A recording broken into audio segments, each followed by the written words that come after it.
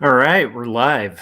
This is exciting. So I'm going to be doing a live stream tonight, and I'm going to be working on Two Stories Book 2. And if you guys are joining me for the first time or watching this as a returning, if you're returning, I apologize. I usually explain to people at the top who I am and like what this is, and so bear with me. And then if you're new, you're in luck. I'll explain exactly what you're joining. So I'm a cartoonist. I do graphic novels and comics. And I also have been a full-time art director for like 7 years and a freelance and graphic designer and illustrator for over 15. And so I've been doing art for a long time professionally. And I also, again, do comics when I'm not working or doing dad stuff or family stuff. Some of which I'll get into today because we had like a giant leak in one of our sinks. And so I had a friend over and we like replaced our whole sink like nozzle and like he did actually most of the work and just sort of showed me how to do it, but it was like crazy. Anyhow, so I'll probably talk about that while I'm working. This is interesting doing a bit of plumbing. But anyhow, so that occupied a lot of my day. But on days like that where I'm occupied throughout the day doing stuff, I also usually during the night do these streams and work on Two Stories Book 2. Two Stories Book 1 is my first graphic novel, came out last year, and this is a comic about faith and mental illness that's hand lettered, hand inked, and can be handed to you on Amazon at a really reduced rate. There should be a link in the description for the video. And then also you can just go to joshuakemble.com and quarterly stories, which will take you to where you can buy a copy of this. You can also request it from your local comic book shop if you want to support indies and whatnot.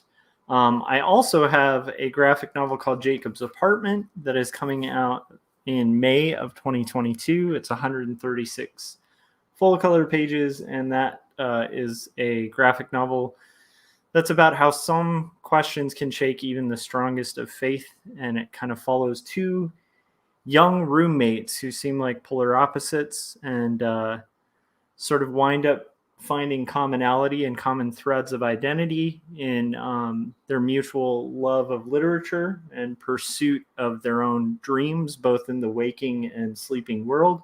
And they find that those things start interweaving together.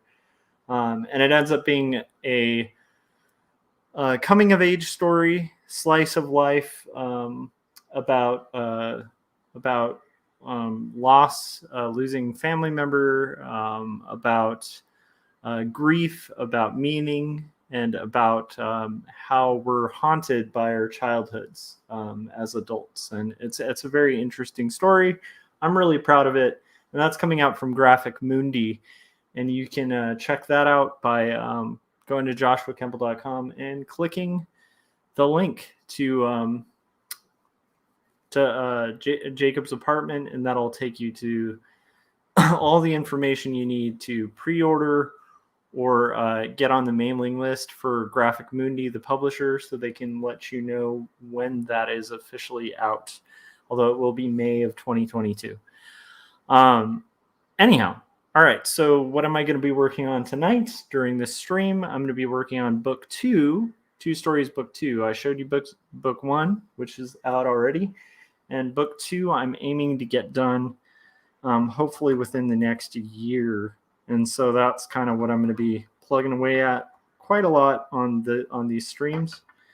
So let's get into it. Hopefully my audio is okay too. If you guys are joining me or anything like that, let me know if the audio is coming through okay and all that fun stuff. I will probably also crack open a beer while I work. All right, and let's get to it.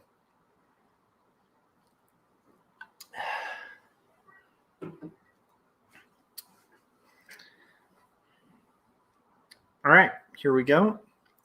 I'm going to basically start ruling out this background and working on this panel, and that's what I'm going to aim to get done tonight. We'll see how I do hours from now when I'm still working on it. But hopefully I'll be able to get it knocked out. All right, let's get into it. So I had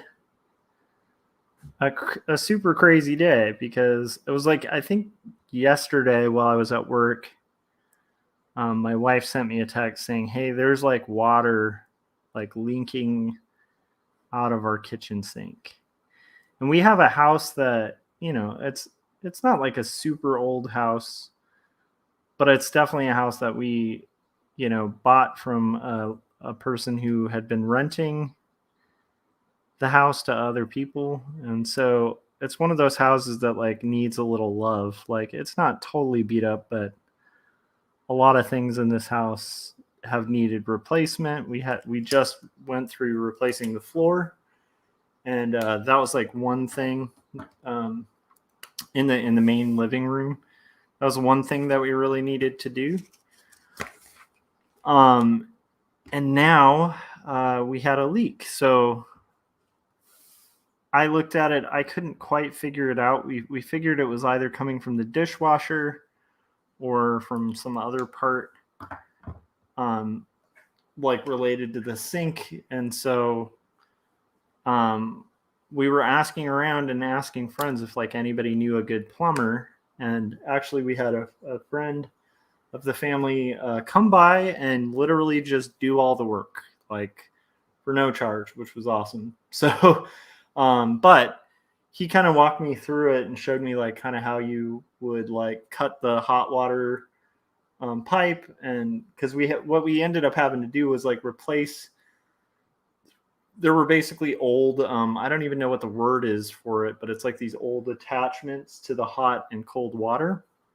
And so we went through, we literally had to like, because of the leak, it appears that like these little components had like fused. So we had to like cut the pipe, which was cool. And then there's these like like, I guess when you do that, you usually would have to do some actual, not soldering, but I'm forgetting what the term is for it.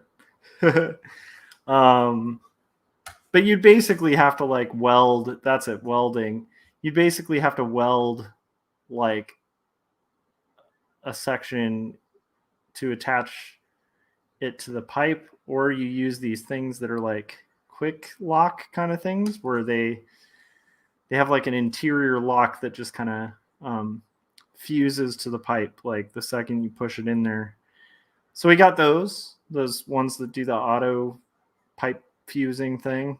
You can tell how much I know about this process. But what was cool was through like walking through it, I'm pretty confident that if I needed to do that for like one of the sinks in the house, like let's say we wanted to change, you know, the nozzle and stuff on the sink, I could probably do that now after today. And that was pretty cool because I'm not really like much of a handyman type. I didn't kind of grow up around that sort of thing, so I never really picked up that skill. But it was cool. It was enlightening and amazing. And we ended up having to replace the top part of the sink too, like the nozzle and the handle and all that fun stuff, because now I'm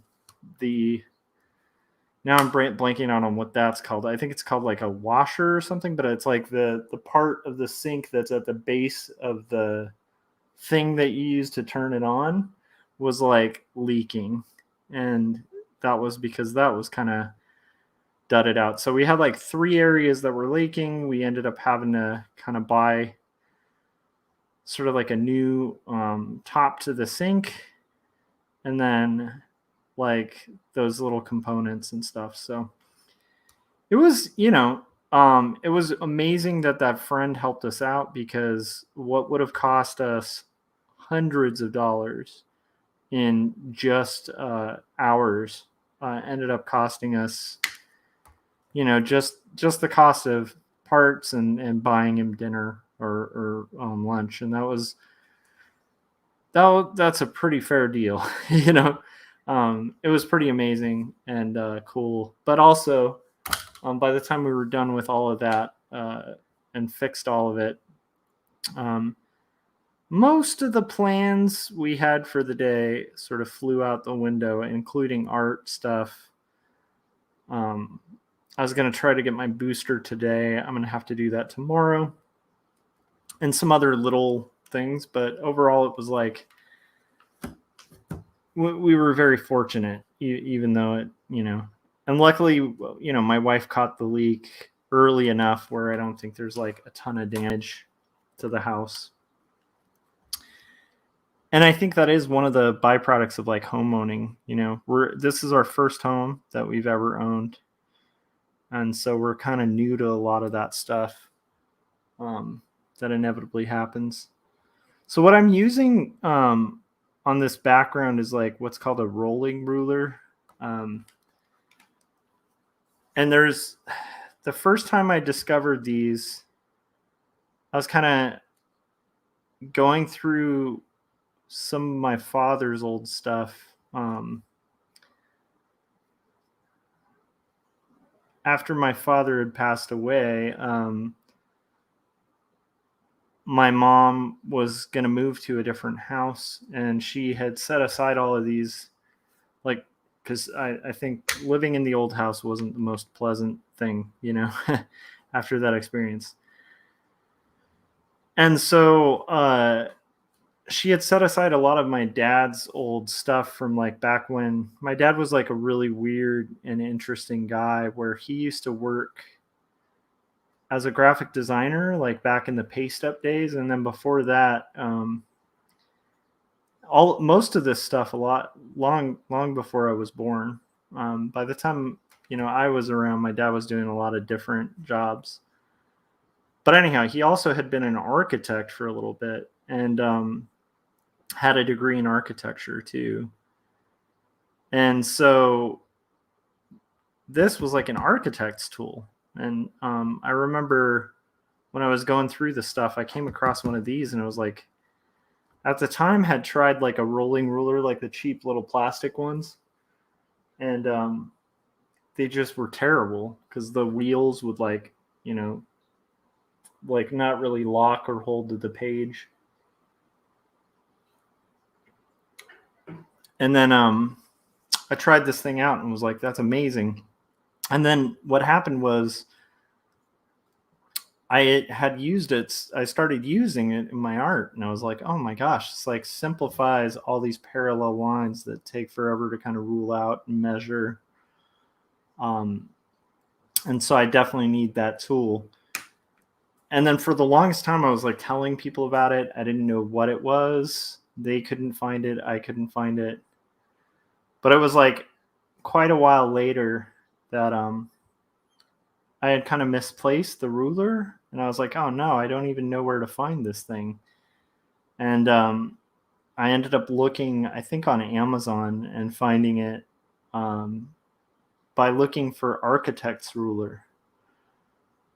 And I think that was, or I think it's also called like a map maker's ruler. But if you kind of hunt for the right ones, you can get one of these like really good ones. And then ironically, right after I found it, it was like a week later where the one from my dad's studio turned up again. So now I have two of them. But it was good I got a more modern one, because the other one, the area where the roller is locked to the ruler, was kind of like weak. And because it had just seen so much use. But yeah, so that's what I use for my parallel lines. And how I found it. What's funny is after that too, I had so many friends who have sworn by this thing, who were kind of skeptical about rolling rulers prior to it, but it's just such a cool ruler. And it makes sense because it's like architects probably have to do a million parallel lines all the time. So of course they're going to kind of pick something a little more efficient to do that than like the little cheapo plastic ones that a lot of art stores carry.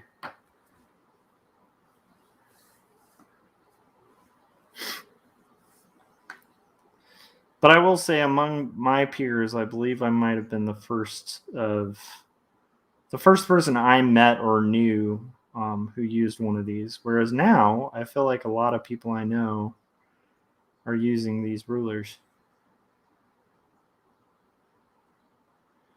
And I can also say, hey, I'm not sponsored or anything by Rolling Rulers. It's just like the Architect's ruler is a really cool little trick. Nice little tool to have in your kit. All right. So, what was fascinating with the whole experience of working on the sink, though, was just like how kind of once you have somebody who knows what they're doing, kind of working on something, and you see them kind of go through it and they're kind of explaining, well, this is what this is, and this is what this does, and this is what this does. Suddenly that like jumble of like pipes and stuff under the sink that I didn't understand suddenly made a lot of sense. And I think for people who are more handy around the house or whatever, that might be really common sense to them. Like they might be like, oh, well, yeah, of course. It's not like a super crazy thing. But for me, it was just like very demystifying in a positive way, where I was like, okay, see, now that I've seen someone do it, explain what they're doing, talk about the parts and components of it, I have a rough idea of what to do next time. And it was funny, but it kind of reminded me of like the process of art or design, where it's like sometimes it really helps to just have somebody,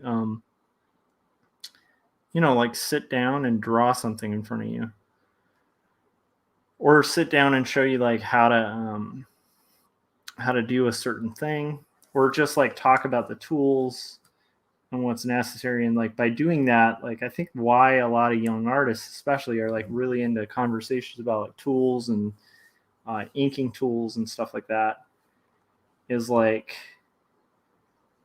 just specifically because like they might even be able to do all these things, but they just needed anyone really, to just like show them, to demystify the process a little bit so that it's not so intimidating. And that's kind of what I felt. Now, what's funny is if I try to do the same thing with like one of our bathroom faucets, that was the word I was blanking out on. That's what we had to replace in the kitchen, was the faucet. And then the pipes underneath it, there's like two valves that have like a little on-off thing for both the hot water pipe and the cold water pipe. We had to cut the pipe and then attach those valves. But we also had to replace the faucet because the handle of the faucet was like had a leak coming from that. And we kind of figured we could go through it and spend about the same amount just trying to fix the old faucet component at the top that was leaking, or since it was a really old faucet, take advantage of the situation and upgrade it to something we would have wanted in the first place, which is the fun thing about doing fixes or modification to our house, is like it gradually becomes more and more our house, like the longer we work on it. But I'm super thankful to my friend who came and helped us with that.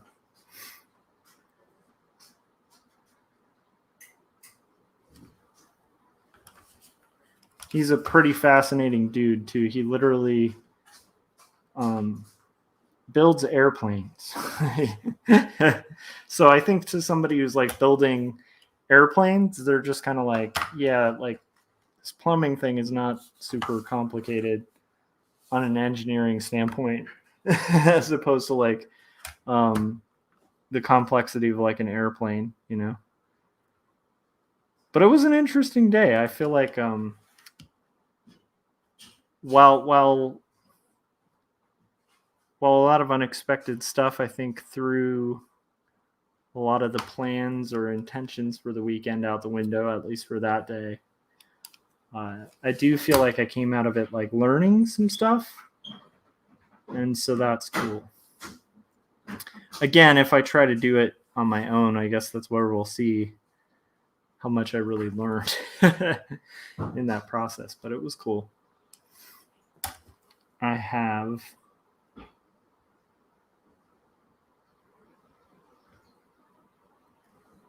a lot of these lines done.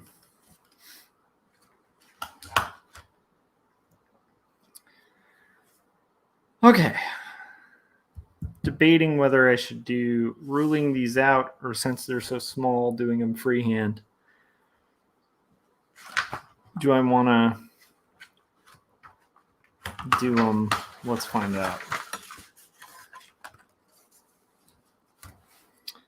Yeah, I think I might rock the circle template for some of these.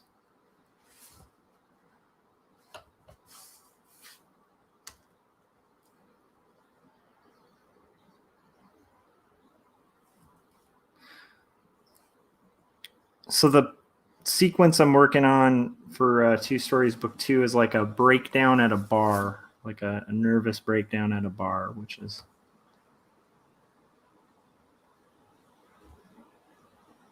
a thing that, like, when I roughed it out, I was really excited. And anytime I'm kind of working on art that I had written prior that are in complex scenes or environments, I kind of get a little annoyed at my past self for having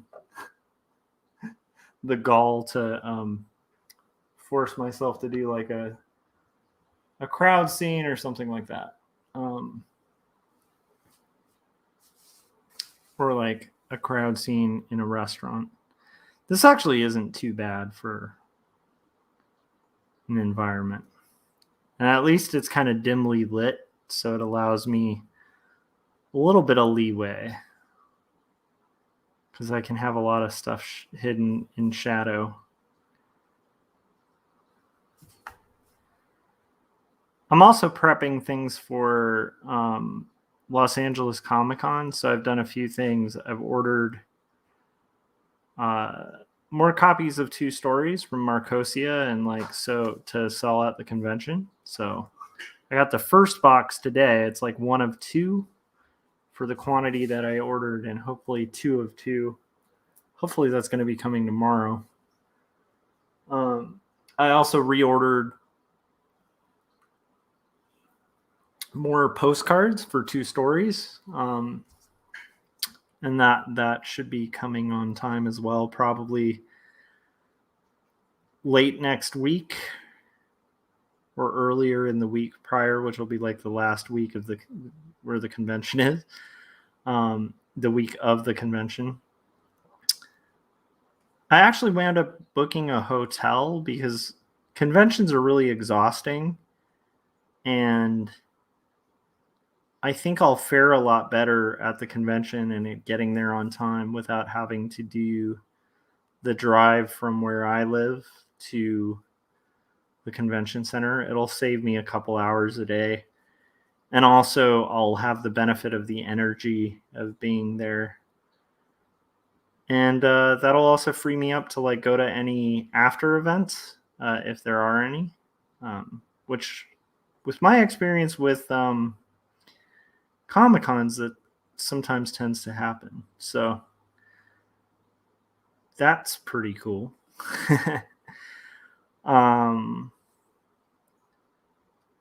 Let's see what else. I got a cart to carry my stuff in.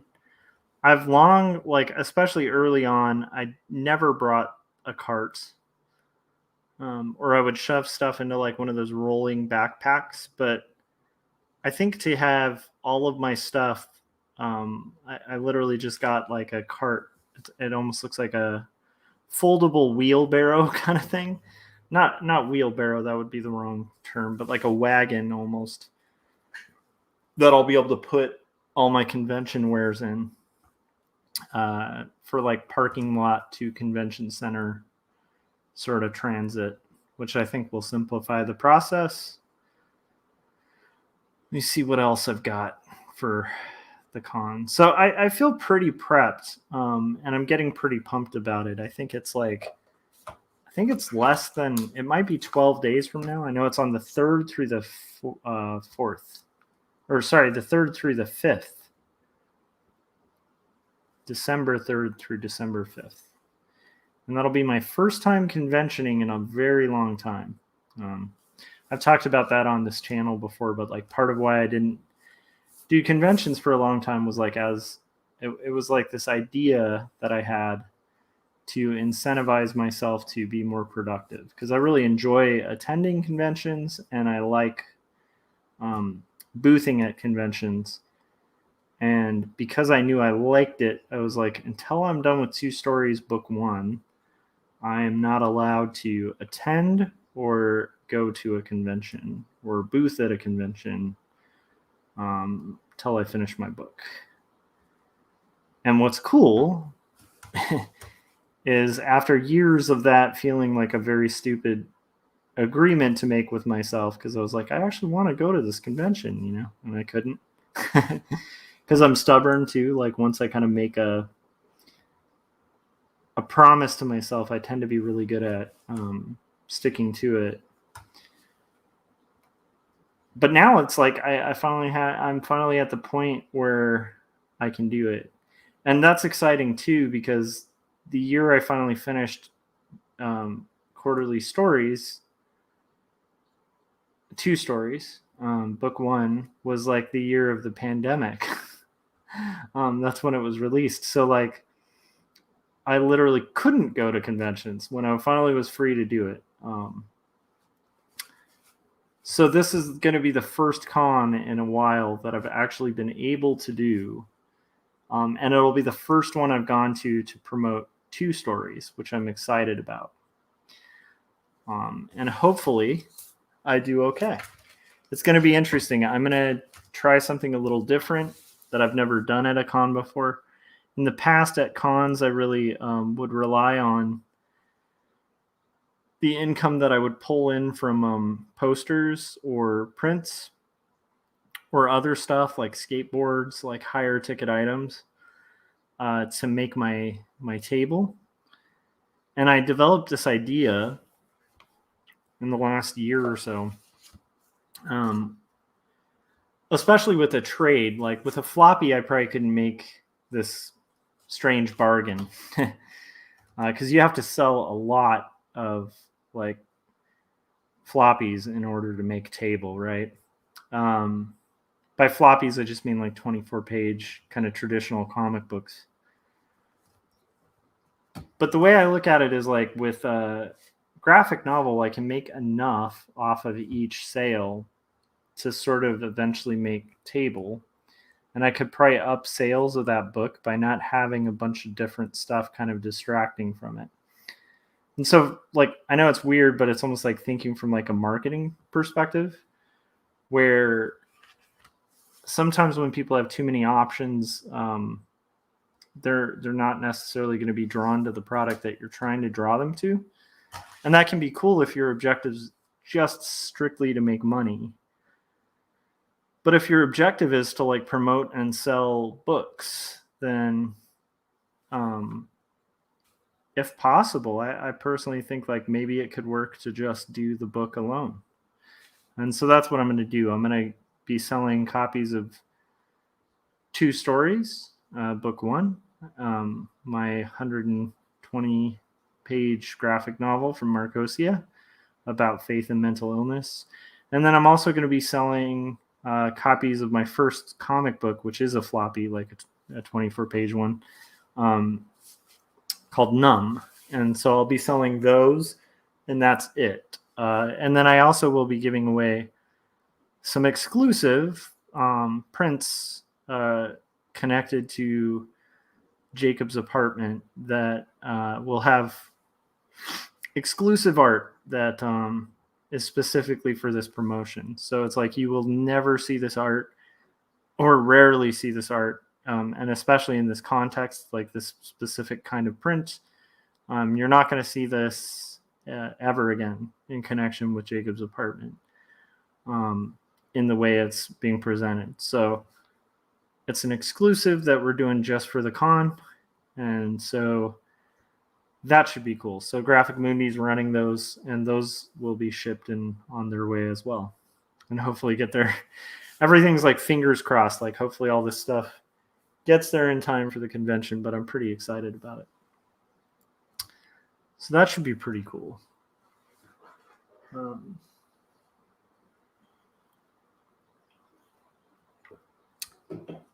But it's always interesting doing these late night streams. You never know who all will show up, or, like on a short announcement. I was also hoping to do like a day stream today, but again, like couldn't quite do that while we were under a sink, kind of fixing different pipes and stuff.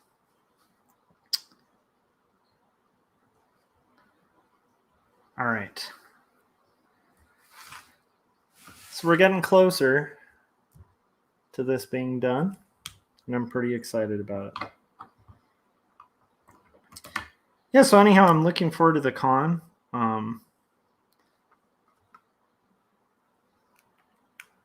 And I'm trying to think what else.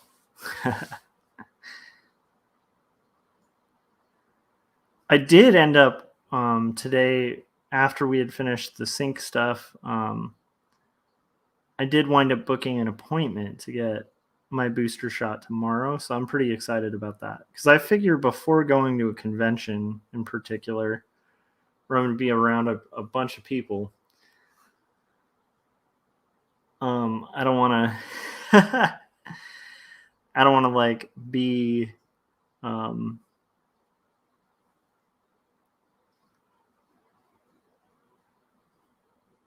completely exposed, like in a giant group of people, to like something that I can get protection from. So I'm pretty excited about getting that booster, and hopefully there's not like a big after feeling or something after it.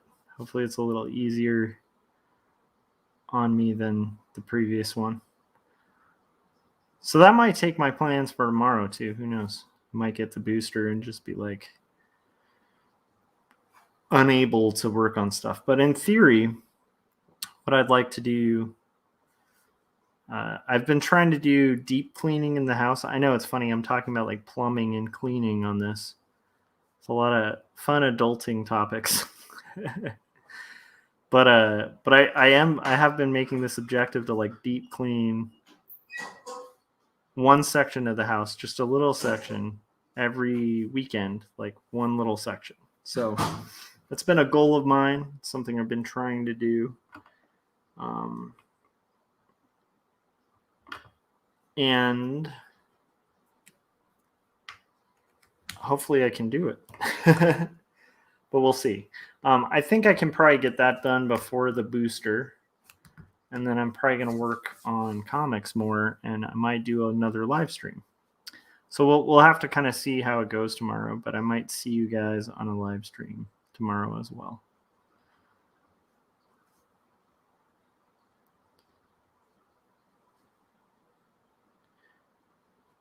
But it's been a fascinating few weeks. I've been working really hard at kind of staying consistent and like trying to keep a consistent output so that I can get this book out on time. And it is, it's going to get a little more complicated because there's another potential graphic novel that I might need to start as well. So I've been trying to hit the pavement a little harder and be a little more consistent with my comic output, which is a little hard to do because I already do work on comics about once a day. But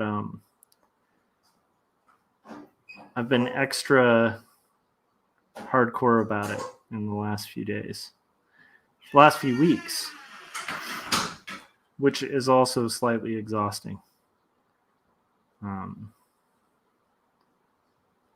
But also that's part of the game with comics. It just is exhausting. It takes a long time.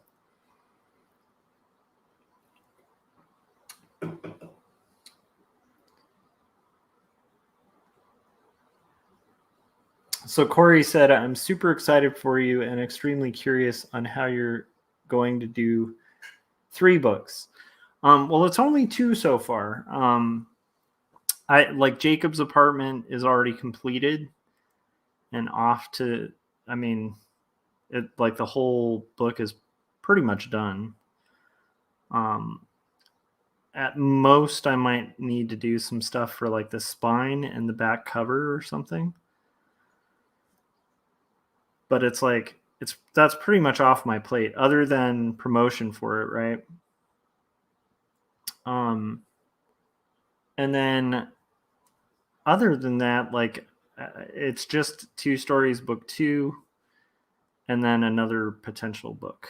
That's about it. So it's only 2 books in the next few years, but they're pretty hefty books, so it's a lot to bite off.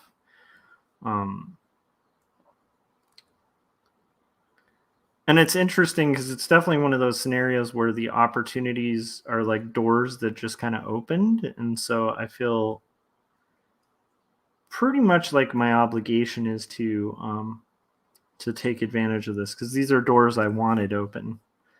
And so I often think, and you probably can relate to this, Corey. By the way, you can feel free to hop on, man. Although I know like you might be, maybe the kids are asleep or maybe you're relaxing or whatever, but you are free to hop on if you want. But then I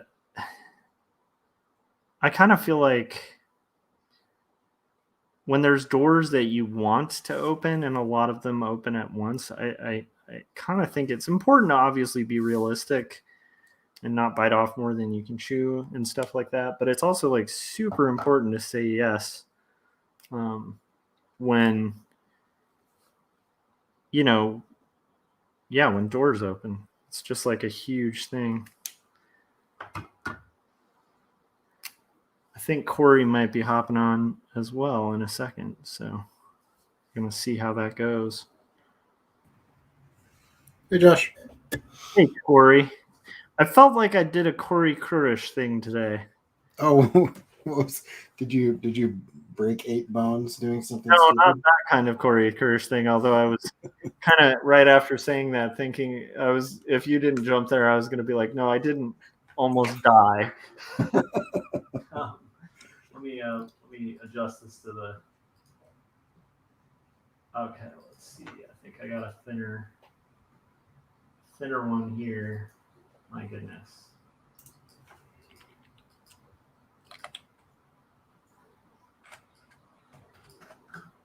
Okay. Yes. This is the thing people come to this live stream for. Watching us adjust our OBS setups. Welcome to the OBS adjustment stream. I'm your host, OBS Adjuster 2. We're joined by OBS Adjuster 1. No, I had a buddy over who's an engineer. Yeah. And we were literally just asking because they're mutual friends and like our kids are friends. They're kind of in our COVID circle. Uh-huh. Like, you have your kind of safe bubbles. Yeah. And they're like people who are like really cautious and stuff like that. They're part of our like kind of like church. And so anyhow, we just asked them if they knew a good plumber, and then like it's like an hour. Well, literally like it was Friday. We asked because we were like we probably are going to need to get somebody on Saturday. And then we get a text from Chris, who's not Chris Caligula, who's going to be conventioning with me at LA Comic Con, but a different Chris. And he goes, "Oh, dude, I'll be over there tomorrow." And we're like, "What?" So he came over with like tools and stuff like that, and like just fixed it, like, and walked me through the process. And I did a bunch of it too. And so we did like cutting a pipe, like just straight, like not, cutting a pipe and then like putting in like an attachment to that, and not like a PVC pipe, like a copper pipe, just Right. having to do that with the hot water main to the sink and the cold water, and then like getting that all hooked up, and then inputting a faucet, and that seemed like something, Corey, you would do. I was waiting for the part that related to me, since I don't know how to do anything. Oh, I don't know. You seem like the type of guy who, like, if you had problems or a leak with your faucet, you'd just kind of take it apart and figure it out. What ends up happening is I look at it and then I take it apart, and then I realize that I still have no idea what I'm doing. So then I call friends for help. That's pretty much how this went down, except I know myself well enough to like be like, yes, I will accept your help, and I'm not going to assume I know what I'm doing. It was cool. I felt like I learned a lot because, and it was the whole time it dawned on me, like, for this guy who like literally builds, like X-planes, like, and I don't mean like builds them. I mean like he's one of the guys at the top, like kind of saying, this is the things we need to do to make this work, and right. Designing it stuff. I think like for that kind of mind, like in engineering, like plumbing is like, yeah, that makes sense, know, because it's just like a very simplified version of what they deal with all the time. You remember Steven that we had on the show years ago? I believe so. Is that the guy we gave a hard time about writing? Yeah. Has he written his novel yet? Actually, he's got a bunch of it done, and he's like threading it together. So sweet. Okay, that makes me happy. Otherwise, we're gonna have to give him a hard time again. He is like, recently I was like, hey man, I don't want to call a plumber. Can I give you the money that I would give a plumber? And he was just like, hold on, I'll be right over. And because he lives like a mile away. So he just came over and just like completely finished fixing my sink for me. And just like, this is before the accident. He called me up and he's like, hey, I need your help for a minute. And I was like, all right, I'll be over in a sec. He's like, yeah, a couple other guys are coming over. So I went over to his house, and I'm assuming you'll understand that this is a big deal, but he had removed a load-bearing wall from his home. Oh. And was putting in a beam that he built himself so that he could like open up the layout of his house. And then our job was to pick the beam up and put it where he wanted it to go. And the whole time I'm like, this man is so confident in his ability to do this job that he just took out a load-bearing wall. And the incredible thing to me is that it is several months later and his house is doing great and is still standing and everything is fine. And I'm like, that's amazing. So anyway, that's bold. Yeah, he's one of those guys that knows what he's talking about. But like, I couldn't believe what we were doing. I was like, oh gosh, this is the craziest thing.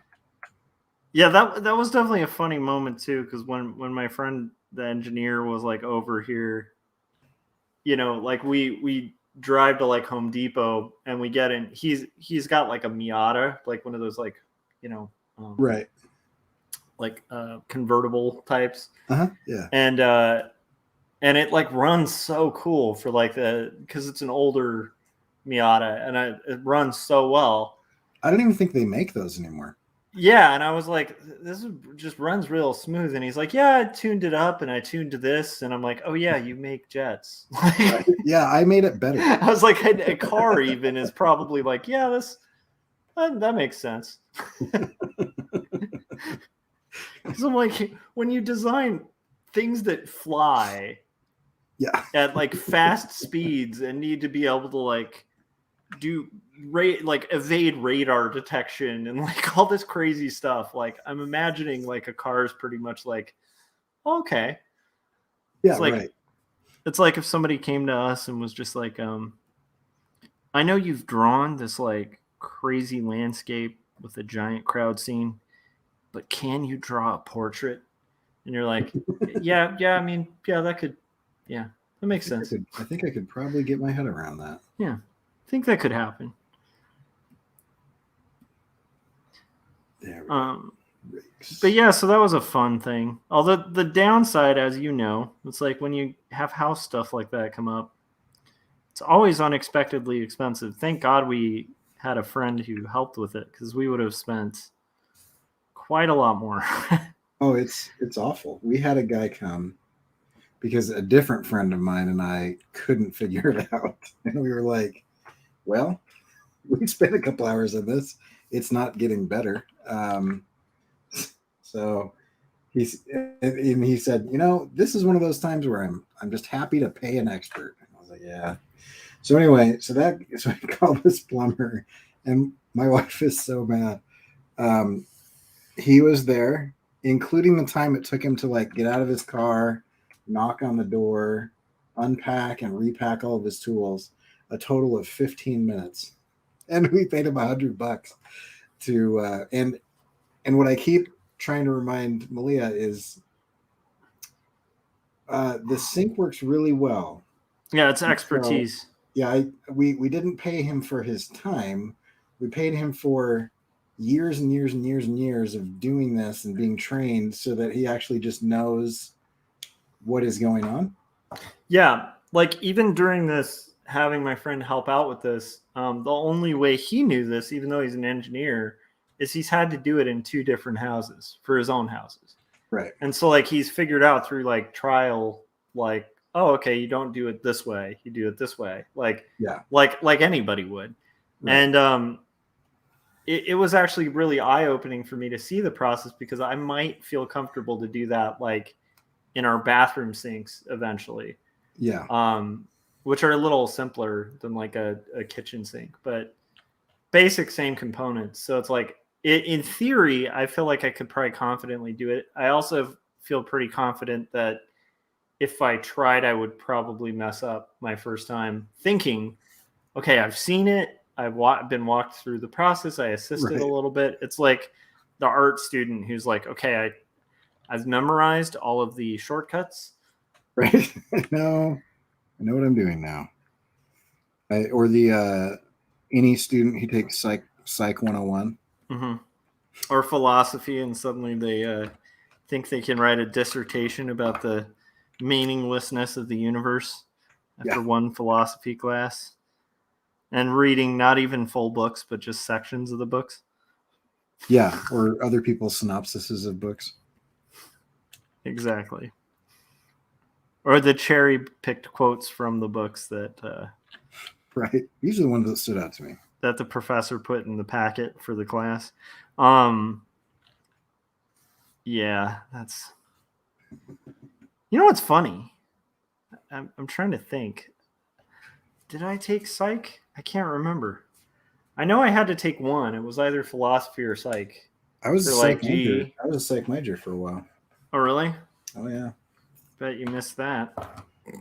No, at one point in time, I was delusional enough to think that I wanted to do that for a living. I can kind of understand that being an interest. I feel like you're too sane to go into that.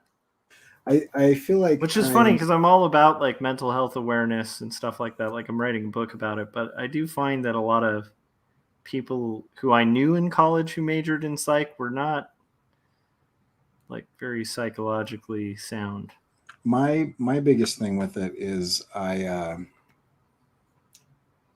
I'm not patient enough. Like I don't want to listen to people whine about their problems. Like I'm all about counseling and therapy and stuff. I think it's great, but like I'm not the person that you should come to because I'm just going to be like, why haven't you just fixed this yet? You know what the problem is. We've discussed this before last week, right? And yet here you are. You're still, You'd have trouble with the non-judgy or non-prescriptive approach that you kind of have to take. I really struggle with, with the idea that like you have the solution and yet you refuse to, it's like, I struggle with people taking time to like process, lifelong problems.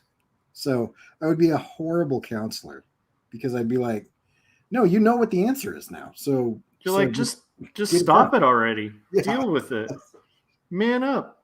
You're like, I just don't understand. And then it pans to like a 6-year-old.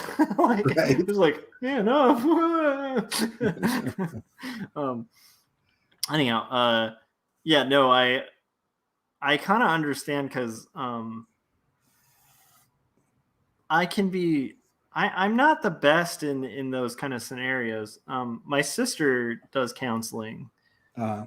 She got her degree in like biblical counseling, and she's really gifted at it. But like when she's really trying, she's always been one of the best people to kind of come to with an issue because she's very good at like just asking questions that sort of reroute your thoughts. Yeah. To like more productive, like solution oriented stuff, but not in a way that's like, this is what you should do. Yeah. And, or like, well, have you done this yet? That kind of stuff, which I will fully admit, I don't think should be asked a lot when somebody's coming to you with like grief or issues. But I definitely fall into that a lot where I'll be like, well, I mean, here's 5 possible solutions. Which one should we pick? And it's like, let's pick some of these. Quite often, like when someone's coming to you, they know those solutions. They just need like someone to talk to and help them decide between the 2 solutions, or maybe just feel more sound about what they're doing.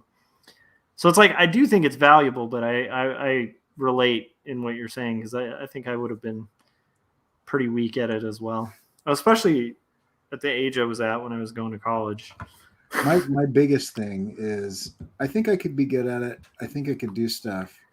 I don't think I could leave it at the office. It would definitely have a negative impact on my family. Yeah, it's hard too when you're like I know someone who does counseling for prison. Uh-huh. And this is a person who I think might be the only person I know who can kind of sanely do counseling for a prison. Yeah. I've known this dude since like we were teenagers, and he was always the guy who like we'd be in like the craziest situation and he would have like the ability to just remain completely calm and de-escalate all situations. It's like just a weird thing. Yeah. And he's been that way since he was like younger. Like he's just the guy who like, in high school could like step between 2 giant guys about to get in a fight and be like, all right, brother, what are you kind of working on? And like call somebody brother, and they wouldn't be like, what are you calling me brother for? They'd just be like, oh yeah, okay, we're brothers. This is good. And you're like, he just has that energy. I fully accept this premise. That's fine. Let's do this. And so it is interesting because it's like for what he deals with, it's like he doesn't carry stress like most people, and it's kind of, I think that would actually be really helpful, if you're doing like psych stuff, because it's like, yeah, that's heavy stuff, and yeah, it's also probably really heavy not to bring yourself into it too, or your empathy like to sort of connect too much too, where you're like, oh no, I remember I took a psych class and the guy was telling a story. He's like, if you do not figure out a way, this will destroy your life. And he's like, for example, I had somebody call me up on my home phone while I was playing a board game with my kids. And he said, I'm going to kill myself And I said, can you wait 90 minutes before you do that? Because I'm playing a board game with my children. And the guy was like, yeah, that's fine. And so then he went back to the table and continued playing the game. And he's like, and my kids are like trying to rush. And he's like, no, he said it's fine. And then he finished the game with his kids. And then he went and talked to the guy, and like everything worked out. And I wish I would have asked him at the time, like, what if it didn't work out? But like he said, his point of the lesson was not like, hey, isn't that a crazy story? But like, you have to be able to do this to like separate work and whatever. And I'm like, I can't get there to where I would view like human life as work. Yeah. And so that was probably the conversation where I was like, this isn't for me. I'm glad that there's people out there that are able to do this. I don't think I'm one of them. Yeah, and it's weird because it's like essential. Like, I've always felt that way about like the medical field too, where it's like I think. Oh, I know a lot of nurses, and yeah, those are some interesting conversations. Yeah, I mean, I think it's a hard thing to deal with for sure. Yeah. Yeah. I got like a window into kind of nurses. It's going to be, I think a little bit of that'll be in this this book, like the second one for 2 stories. But when my father was sick, at the time I was like a cigarette smoker. Uh-huh. And he was like a hospital that's very well known for like, like treating cancer and stuff like that. So, of course, there's no smoking there, Right. And I remember I was like going off campus to like smoke, and this nurse, like who had seen me, I think she was familiar with the fact that like, I'm the kid of somebody whose parents like dying of cancer there. Yeah. She was like, there's like a spot, and she described this one spot, and she's like, that's where all the nurses smoke. And I'm like, and she's like, you could go there, you'll be fine. And so I went there, and like, there's just like 20 nurses, like, yeah, and they talked about it. Like a lot of them didn't even smoke before starting, but like they're working in a cancer ward, and yet the stress is so heavy that like that most of them smoke, most of them drink like excessively. It's kind of nuts. Yeah. Right. But I'm not super judgy of that because I get it. Like that's gotta take a toll. Like right. I just can't even imagine a job like that, much less being like the surgeon who has to detach enough to like have precision, that's, I don't know, like those are really amazing jobs, but not for me. Yep. Me neither. Yeah. Plus I'm really bad at math. So like anything related to, it's not really on the table. Yeah, I would hate to be the guy who just like I mismeasured the liters. I'm sorry, that's why. Like right. Yeah. So. Oh, I don't know if I want to do that or not. I was talking to my kid today and asking him, what his favorite subject in school is. I ask him that every once in a while, right? Yeah. Because it changes sometimes. Right. And he's like, it's math. Math is easy. And I was like, you're not my son. I'm just kidding. But it is funny where like I still don't have any idea where that comes from. And then I asked him what his least favorite subject was, and he was like drawing. And I'm like, wow. That's just, I mean, it might change, but I mean, is he one of the people that like, because I know people that they don't like the way certain things make them feel that like don't have clear answers. Yeah, I mean, there's a little bit of that. He definitely doesn't like ambiguity, but he also, I think, gets stressed because of the time limit. Oh yeah, on art. So when they have like drawing assignments, it's like a lot of kids are like just happy to have a crayon and will just bust out a drawing super quick. He'll do that like when he feels like drawing at home.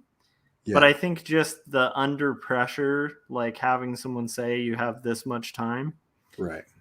He does pretty well on them, but he usually, a lot of those, he has to kind of finish after class is over.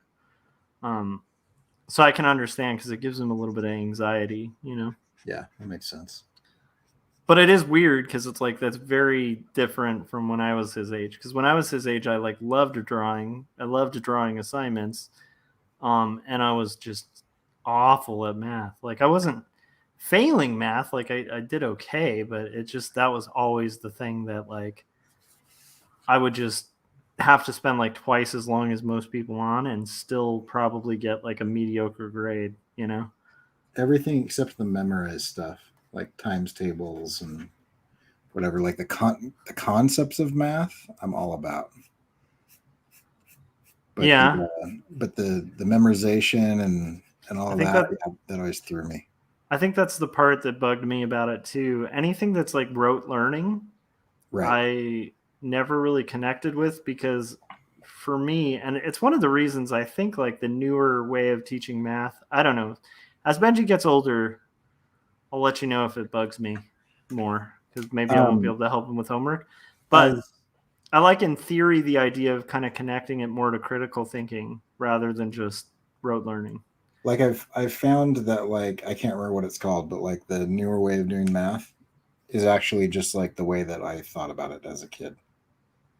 I think that's great.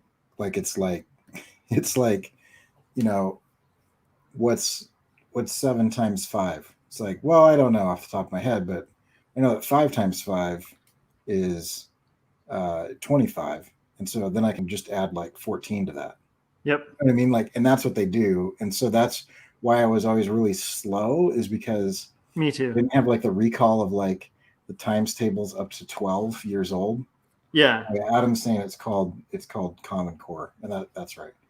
Um, but like I would always just work out the problem like logically. Like I understand how multiplication works, and so I don't need to memorize up to 12 because I memorized up to 5. I Yeah. could just add after that. Yeah, and I think like when it's more common sense that always was more accessible, but I know by the time it became like algebra, I just my brain did not handle that well. Yeah, algebra was fine for me. My trig teacher, I hated him so much, and I know like blaming other people is stupid, but like No, when it's a math teacher, it's acceptable. Let's be I fair here. yeah, I was he just spent so much time telling us like how worthless we were and like how we're all gonna fail in life. And I was just like more annoyed with him than I was like bothering to learn anything. So it's just I remember even counting one day, like I'm gonna spend this week keeping track of how often you tell us we're going to fail and how often you attempt to teach us a mathematical subject. And it was like a 4-to-1 ratio of like failure to actual math teaching. It's such a shame when, well, it's funny that I'm saying shame because that's kind of the shame of it is like it's a bummer when you find out that when you see an instructor who's more focused on shame than teaching, Right. and thinks that that's an acceptable teaching method, and Right. that's always a bummer because it's like there's so much studies on how quickly people shut down when shamed. Uh-huh. It's like there's a difference between correction and shame. Oh, exactly. Yeah. Um, and it's a line like that's, you know, something I think most parents become really familiar with because you can tell when your kid is like upset because they did something wrong and it's like a healthy upset, like they should be upset. Right. And you're like, okay, yeah. Or if they're like beating themselves up over something, you know, like there's a line between those two. Yeah. And it's like, you know, that line has to do with forgiveness and also like teaching because it's like you can't just beat stuff into people. And if you do that and they get anything out of it, it won't be like the most positive learning experience, you know? Yeah. I'm not saying teachers can't be strict. I just think like that kind of like, yeah, you're going to all fail kind of thing is. It's just a stupid way of doing it. Yeah. I mean, you know, if you wanted to say, hey, there's like, this is a really hard career and there's a chance maybe one of you guys will be a mathematician, you know, for a living. Well, I could get that. You know? Yeah. But even that though, I'm like, yeah. why? Like, why? What? Because I always try to take it back to like, what is your objective with like saying the things you're saying in the classroom? And like, Yeah. I'm not sure what the pedagogical objective of being like, this is so hard that most of you are going to fail. Like, I don't know what the point of that is. So not most of you are going to fail in this class, but Right. I do think one of the most valuable things that's like a classic art school thing that I think actually should remain is like teachers actually being real about what being a creative is like and what the likelihood of getting a career in creative really is. It kind of preps you more for the real world when you get out there. And also, if they do it in the right way, where they're saying, like, you know, of course, like, we're going to get you guys ready where you can be there, you know, but it is a hard field, you know, and if you're not prepared for that struggle, like, you might want to consider other majors. Yeah. Like, that kind of stuff is not a bad conversation to have, especially with kids at, like, the point where they're about to get into, like, a BFA program, invest another year into a degree, than, like, the one they need for like just a bachelor's, you know, like yeah, it's not a bad candidate. I appreciated that conversation. I remember when I got out of school appreciating that conversation because I was like, oh, they were right, like this is really hard, like, you know, but then I didn't feel like downtrodden because of it, because I like knew like this is a fight uphill, you know. Yeah. So I think for me the difference is saying those things while offering like a clear path and hope. Yes. Versus saying those things as like a deterrent or a scare tactic or like an ego feed where it's like, you guys all suck and I somehow did this and you can't. Ha ha ha. Right, exactly. Yeah. And I imagine that character should be played by oh my gosh, now I'm blanking out on his name. From Welcome Back, Kotter. What's his name? I have never seen that show. Pulp Fiction. Oh my gosh. Is it what's talking name? About? I've also never seen Pulp Fiction, but I know those actors. You haven't seen Pulp? Well, that makes sense. Yeah, I forgot you don't watch. Yeah, that would definitely tick off a lot of boxes of things you probably shouldn't watch. I try to stay away from certain content, but yeah. As is your right, sir. By the way, we're joined in the chats by, well, we already mentioned Adam, but John Travolta. Thank you, Adam. You helped me out there. So I'm just imagining like John Travolta just being like, yeah, I'm going to fail. Like doing his like John Travolta laugh. Like, Mr. Carter. Ha, ah. Anyhow, I'll be doing John Travolta impressions all night long, you guys. Watch the views immediately drop. And then Ronnie's joining us too. How's your comic coming, Ronnie? Yeah, I agree though. Like, I don't think like, you know, your math teacher didn't sound like they were doing that in like some sort of way that was like to instruct. That sounds more like just to shame. It's also in high school, so like, yeah, you know, it's I'm not paying for high school. You know, it's not like wasting my time doing that and not doing something else. Like, that's the only option I have as a teen. Oh, dude, high school is yeah. I had some weird high school teachers that I think like this day and age like would probably not be able to teach. I don't know. Oh yeah. Like I had one that was shell shocked from war. And used to like anytime the bell would go off, like go hit the deck and like jump under his desk and like throw chairs at people. Yeah. And it was really sad, but it was like the weird thing was the staff was just like, yeah, that's, you know, he just throws chairs at students sometimes. That's okay. Right. It's fine. It's like every student in that class was just like freaked out about like a hair trigger just flipping and then, yeah, we had another teacher who liked to throw desks at students, and he didn't have any reasonable excuse. He just had anger management issues. Jeez. And apparently, like, flirted with students in high school. That's great. Yeah. Yeah. A lot of those teachers probably shouldn't have had jobs, is all I'm saying. Or wouldn't be able to have them, I think, this day and age. Well, the ones that get me are like, the ones that obviously hate kids. It's like, why why are you here? You know, like you don't like children. So what's your deal, man? Yeah. I mean, that's a bummer too, because I think the most effective teachers are really passionate about what they teach and their subject. And so like, Right. you know, like, if you talk to somebody who's really passionate about like, math is not my thing. But I will say, I know a couple people who got their doctorates in math, and when they talk about math, just like, Yeah. even if I don't understand what they're saying, it's like I still feel like excited about it for them, Right. because Exactly. I can sense their excitement, right? I've got a buddy who's got a PhD in math, and like I've had him try to explain infinity to me several times, and I still don't get it, but I really enjoy that conversation. Yeah.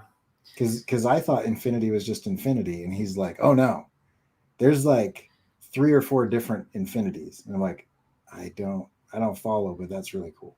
And he goes into it, and he's like, there's infinity this way, and then there's infinity this other way, and then there's infinity that like grows, and there's infinity that's like a static concept.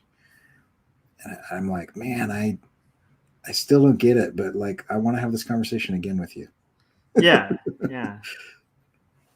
I think those are the people who should be teaching. Like, if you're not passionate about what you're teaching, then you should question teaching, you know? Yeah, exactly.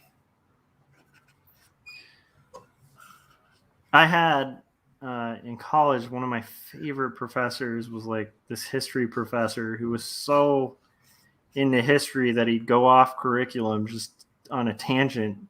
You know, when we were talking about like Constantine or something, he'd be like, let me tell you some stuff about Constantine, and just riff on it. And you're like, oh, wow, this guy just like lives and breathes and loves history. Like, he just, Yeah. you know, like even trying to condense it, he couldn't help himself but just like go off on the tangents of fun, you know, like found in history. And then like as a student, like his whole class loved it, because it was just like, oh man, this guy like loves and knows and is really familiar with his subject. But Yeah.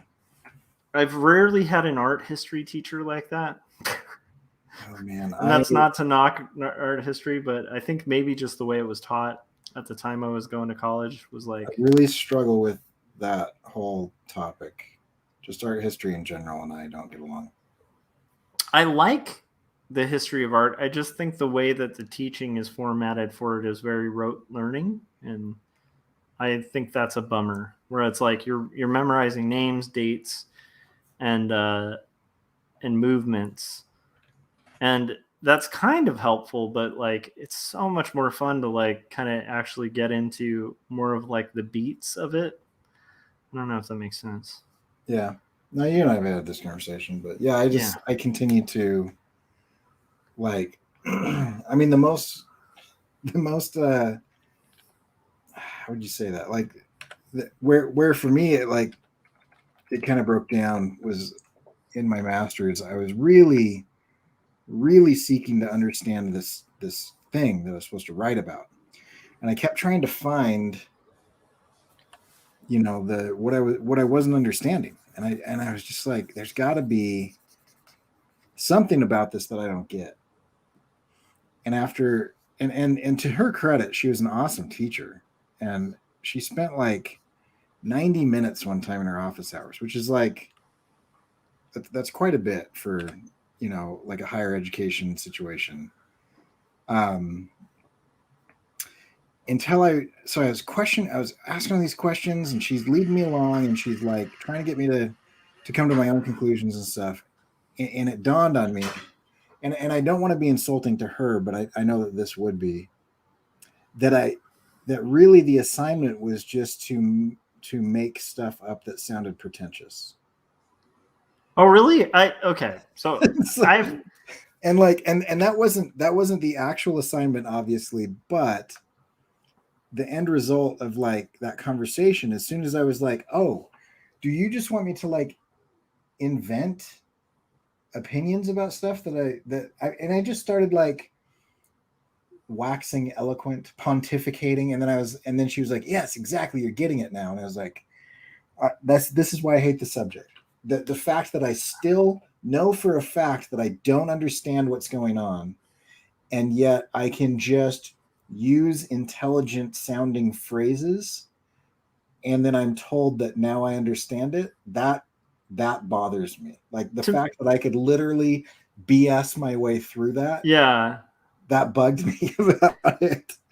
Yeah, so to So, me, I think like luckily, so I had a couple art theory classes that I had to take. uh, And I remember the first one because of the assigned course reading yeah, and just the way that, like, exactly as you described, a lot of art theorists, especially in postmodernism, like, write their theory, where it's like a lot of times, like, quite often they'll like use words that mean the same exact word, but right, they're just huge right. in like one after the other in a sentence. So it's just total redundancy with no Uh-huh. point. And yet Uh-huh. they're able to be just kind of redundant with no objective because they're using giant words that like a lot of people don't understand. So to like somebody who doesn't understand it, they could read it and think it makes sense to someone.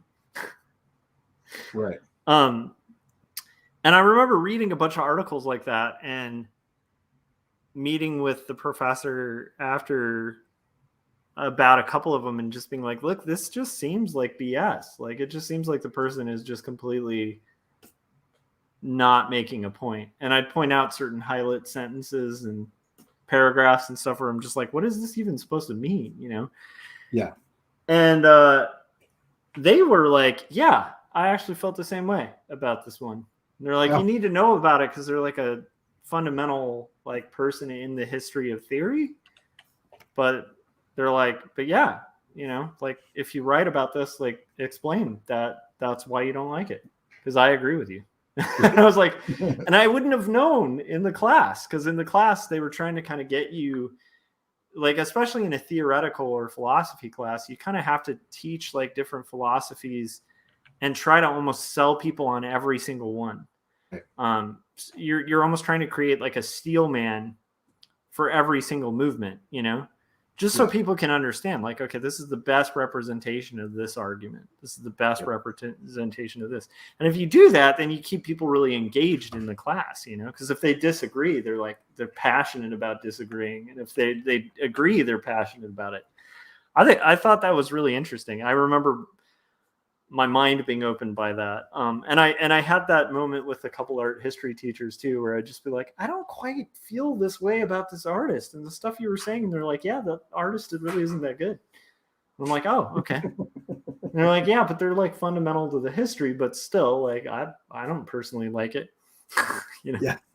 So, so yeah, that's something I will say, like, I appreciated too was, also, I will say when I was in grad school, and I was working on my thesis, they gave me the opposite because I used a lot of like giant words when I was writing my thesis. And the first time my committee like bounced it back to me, which is tons of notes, like most of the notes were like, dude, just talk like you talk. Yeah. Like, they were like, you're using vocabulary I've never heard you use in like our meetings. Like, Yeah. I've never heard you use this, like, you know, if I were to ask you what you thought about art or anything, they're like, just write it in your own voice. And I was like, oh, okay. That was fascinating. So I got kind of the reverse in that sense too, where they were just like, no, we don't want like this really hard to digest thing, like simplify it, you know? Yeah. Which is kind of neat. Adam in the chat is saying that he is currently writing a paper about, let's see, a series of math papers about the concept of infinity in mathematics, which is kind of cool. The thing I love about math and science, like science is more obvious, but like a lot of people think math is like done, you know, like it's finished. and you know, but like it is a very evolving field. Yeah. Where people can, and it's not just like people are using math to like invent things, like people are like learning new things about math. Yeah, and I think mathematics are so or like I'm not good at math, but math Right. is in everything. Yeah. And so every field utilizes mathematics, whether they even are aware of it or not. So it's like, and also the fascinating thing with math is there's also theoretical mathematicians who like, because a lot of the core, this is one of the things that my math friends have talked to me about that just blew my mind, where it's like some of the like more complex equations aren't really like the shaky stuff. It's like actually some of the foundations of math are totally shaky. Right. And they always sell math like, no, math is solid. Like it's just complete reason. And if you talk, at least in my experience, when I've talked to actual mathematicians, like with their doctorates in it and stuff, they're like, math is like way shakier than you realize. Like, you know, it's like when you talk to a scientist and they're just like, so yeah, we actually don't know what gravity is. And you're like, wait, what? Right. And they're like, yeah, I mean, we know what it does, but we don't really know what it is or why it is. Like, it just is, and it's kind of a weird thing. Mm-hmm. And you're like, wow, but that's like a core thing in what you do. And they're like, yeah. It is.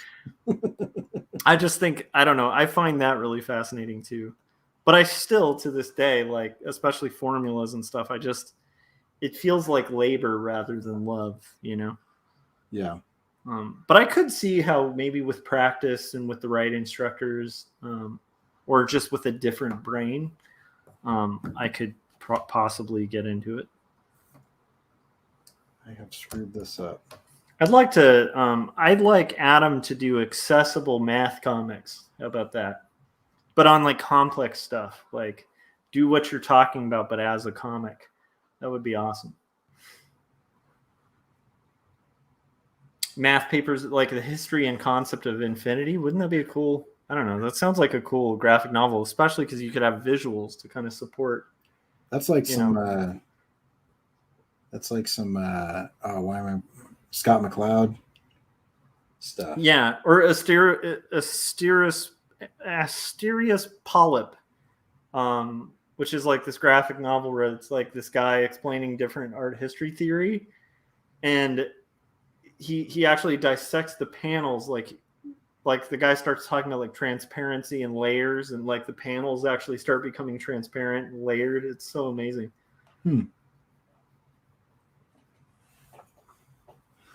Adam said, I would love to do accessible math comics. Dude, that sounds like a good thing. And then Ronnie said, when my father-in-law was a teacher in New York a long time ago, he was mad because the school required the school required certain number of graduations.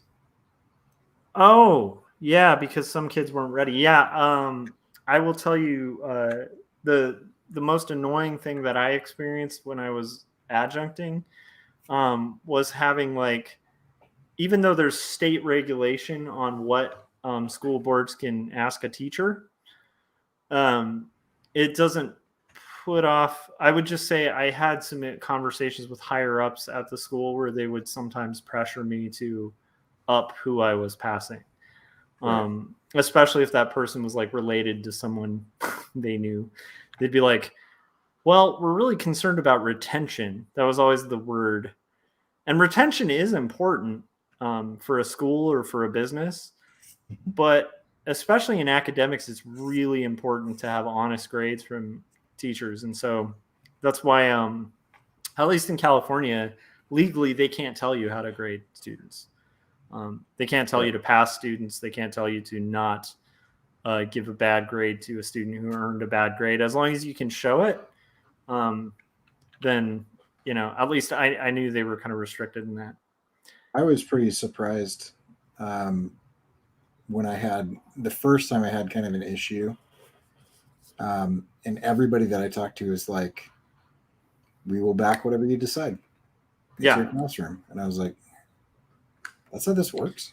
It's like, yeah, we're actually not really supposed to I can give you advice as a colleague on what I think you should do, but ultimately this is your decision and we will back you up. Yep. Like, oh, interesting. That sounds like a good department too. It is an amazing department. I love that department. And I will tell you, like in those scenarios too that I was describing, I went to my chair at the time, the department chair that I was adjuncting under, and I was like, hey, they're kind of doing this, and he was just like, oh no, you don't. He was just like, yeah, don't take that seriously. They can't do anything. Yeah. So I think the pressure, at least that I experienced, and this was at like private college, a lot of that was from admin, not from teachers. Yeah. Or from the people who are running the departments, which is actually really good because they're usually the people who will take the hit if you do get in trouble. So, right. But I was just shocked. I remember the first time that happened, I was very shocked. It happened twice. And the first time it happened, it was because it was a cousin of like one of the higher ups at like the admin. Which, by the way, the reason I can even talk about that is like obviously I'm not going to be working at that place anytime soon. But yeah, that one was like that was the funniest one where I was like, yeah, I'm not passing your, nephew or whatever, Yeah. Your nephew didn't show up to class. Your nephew didn't make up their assignments, They had plenty of opportunity. I literally gave them more than enough opportunity to pass and to learn, and they squandered it, wasted it, and partied all year. And you want me to pass them? No, sorry. It's not going to happen. I'm rambling. Sorry, guys. You're not supposed to apologize for rambling. All right, we've been at over an hour, so I'm going to disappear for a second, and I will be shortly back.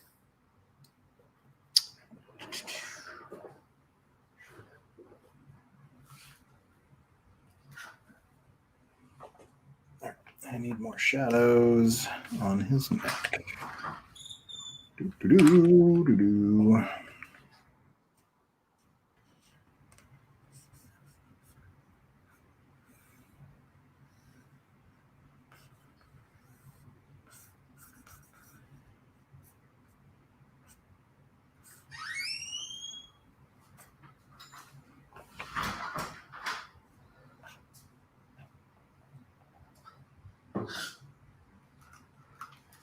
I love that portrait, how it's coming out.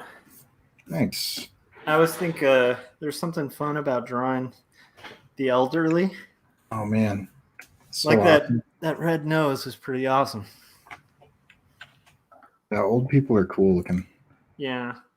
I remember like finding that in life drawing too. Like if you had models that were like insanely good looking people, they were kind of boring to draw.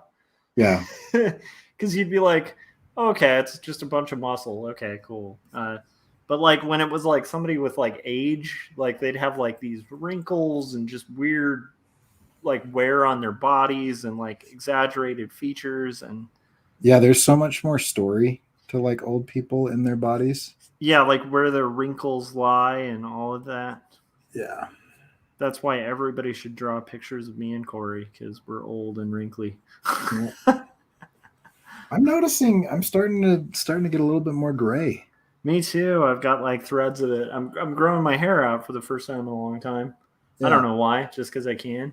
And I finally reach an age where I'm like, I don't know. I'll do that. See if that happens. Yeah. And there's definitely some little gray ones in there. Some that are just like really bold, where they're just like, I am a gray hair. Hello. And you're like, whoa, you really wanted to stand out there, Mr. Single long strand of giant, thick gray hair follicle. So how are you doing, Corey? How's your weekend so far? Oh, it's fine. I'm a little behind on, I'm like this sabbatical thing that I'm doing. Uh-huh. I've got to storyboard it, and it's starting to snow. And so I think I might have missed the boat on any outdoor scenes that I was going to shoot. So I might have to redo. It'll be the same. It'll be the same story, but I don't know if I'm doing it outdoors. Are you already on your sabbatical? No, but the sabbatical is like is the animation portion of it, and so I don't know. I mean, the other option is since I'm moving to California, just shoot it in California. But if I do it here, like I've got a buddy who like makes films and is like 1,000 times better at like camera work than I am, Got it. and just everything in film. And so if I do it here, then it will look very good, and I can make it look okay. And I would rather it look very good.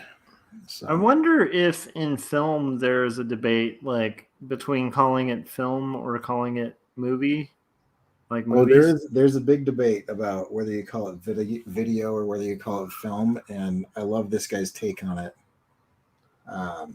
Because he's just like, that's a stupid debate. Yeah, that's kind of my take on it. It's like that's where I stand on the whole graphic novel versus comic book thing. I'm like, it's both. Like, just who cares? If graphic novel helps it sell more, call it graphic novel. And it's kind of like everybody knows what you mean. Yeah. So if people understand what you're saying, like, do you need to have the debate about the word? Because I don't think you do. However, I will say, saying graphic novel, which I do use because I kind of just, in a weird way, my saying graphic novel is just sort of accepting that's common parlance for making really long form comics. Right. So, and then the type of comics I do, that's like totally common parlance. Like if I say comic books, I have to get in a long discussion about superheroes and like, all sorts of stuff I don't do. But if I say graphic novels, then a lot of people will just, at least at this point, most people will, ask you like, oh, what kind of graphic novel, or like what genre, like, which is a little easier. So that's why I use it. That makes sense. Because it's just like a clearer communication, I think, for most people. And I think that's the thing about communication is you want to use vocabulary like most people can understand. Yeah.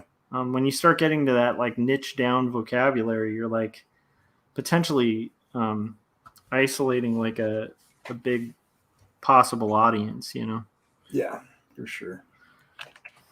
Although, that I guess that could be a technique of communication too. Sometimes muddying the waters might be the intent in the communication, But I will say, when I hear the word film, it does sound a little pretentious.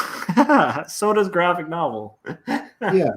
But also, I think there's an idea of like, if you're making a film, there's something that there's a level of like artistry that's assumed.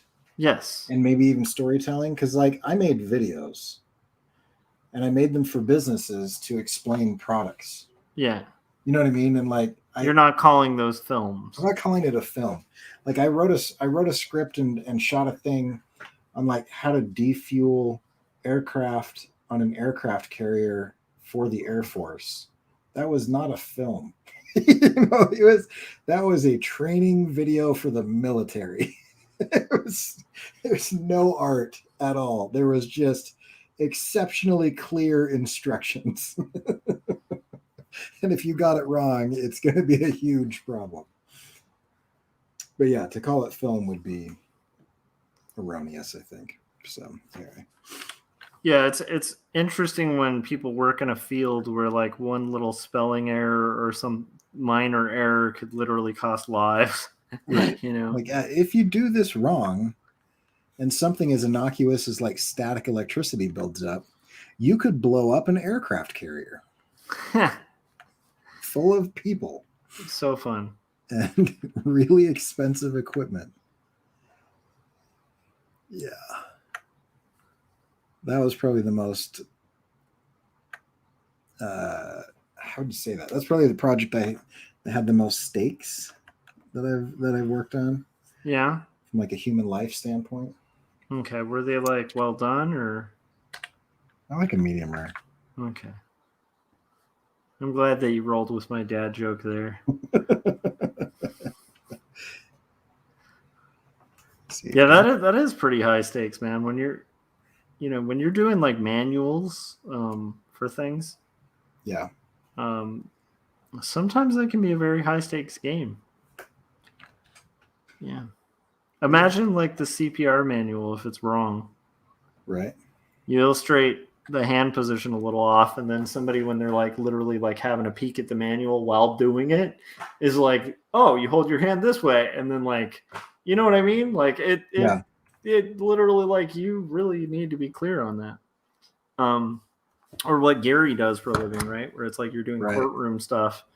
If you like get that wrong, you could accidentally get somebody convicted of something, or get it right, you could get somebody free who should be convicted, you know? Yeah. It's got to be fun times.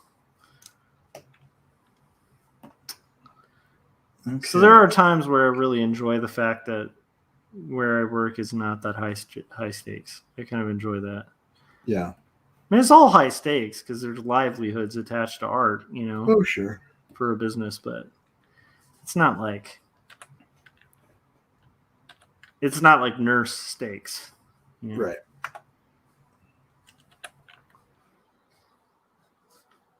Okay, let's see. Do I want to do? I do. Yeah, you know what? I'll do it this way.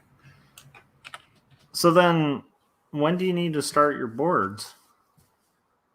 A while ago. Like, I need to, if I'm going off of like weather. Yeah. I needed to shoot like weeks ago, but like the problem is that the story only developed to this point recently. Yeah. So yeah, it's really only been recently that like this version of the story has existed at all. Okay. So, but we have let's see. Oh, have you guys ever looked into Neil Adams' expanding Earth theory? I don't know. Do you know what that is, Corey? haven't heard of that. You have to tell us, Adam. Sounds like something that would cause me to go down a awesome rabbit hole. I love that stuff. Is it specifically Neil Adams' theory or just a theory he subscribes to?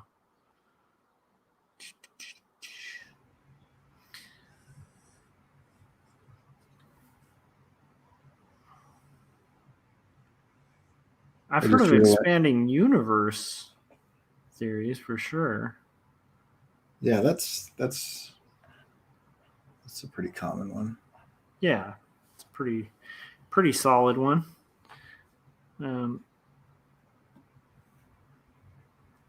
So yeah, I don't know why not just start the thumbs? I just have I find thumbnailing to be like an extremely intellectual and very focused activity. Mm-hmm. And I just haven't had like the space in my house or the time in my day to do that yet. And so I've just got to like carve it out. Because like I can sketch and ink and draw and animate like most of the time with like, you know, chaos around me. Yeah. But like when it comes to like choosing shots and composition, that's it's a much more cerebral thing. That is a little harder. I feel like that's one of the reasons where I struggle streaming when I'm doing like drawing, you know? Yeah, exactly. Now, if I'm drawing like a single illustration, probably wouldn't be that bad. But with drawing a comic where it's sequential and you have to kind of work out beats and yeah, it's a very tedious process. Thumbing it, I actually could do a little bit, but if you're doing beats of a story, that's hard to do. Well, and also I think like it's not something that I'm like super used to. You know what I mean? It's not like it's I mean I'm competent, but I wouldn't say it's like a core competency. Yeah. And so a lot of it is just like, you know, something that you're not unfamiliar with, but not practiced at. And that becomes taxing as well. So I'm just going to lower the opacity of that. Okay, so Adams said Neil Adams has his own version of this theory that the planet is expanding and all of the continents used to fit together on a smaller planet. Oh, interesting. Because I've heard of like continental drift. That's a very common theory. But You're talking about like Pangea, right? yeah, I mean, that's a super common theory. But Right. like he's saying, Oh, it doesn't sound like it's continental drift. It sounds like he's saying the Earth with used to no be oceans. Yeah, the Earth used to be like almost like a globe that was like half the size, and then it kind of cracked open like an egg, maybe, and like, like Interesting, because I would wonder where the extra mass is coming from. Yeah, and I would be curious if there's any sort of example of that happening with a planet that's not like. Yeah, I mean, I don't know about that, but I'd be interested in that. I wonder if has that ever happened with a planet before, where like has that been observed, like planets expanding in size? I don't know. I mean, it's interesting because I mean, like continental drift is actually like an observable thing. Like you can literally see that happening with the Arctic right now too. So right, but I think he's saying that the continental drift is like caused by like the world was tinier. The radius of the globe getting larger. Yeah, it's kind of a fun one though. Like I don't know. That's like I don't buy it, but that sounds like a fun theory. So the thing for me that on stuff like this that I always think of is it always brings me back to like the myth of the vacuum of space and how everybody always refers to it as the vacuum of space, but it's really not a vacuum. It's full of plasma. Like all of space is full of plasma.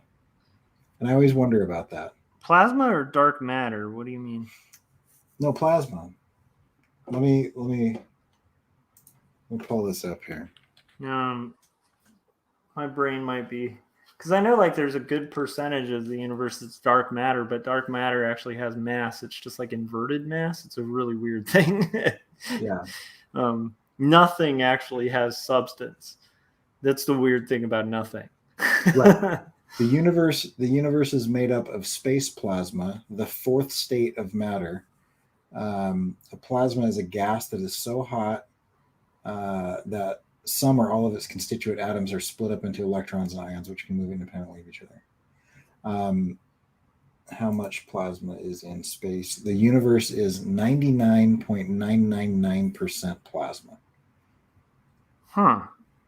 I think plasma, I just am thinking like of plasma as like a Ghostbusters kind of thing.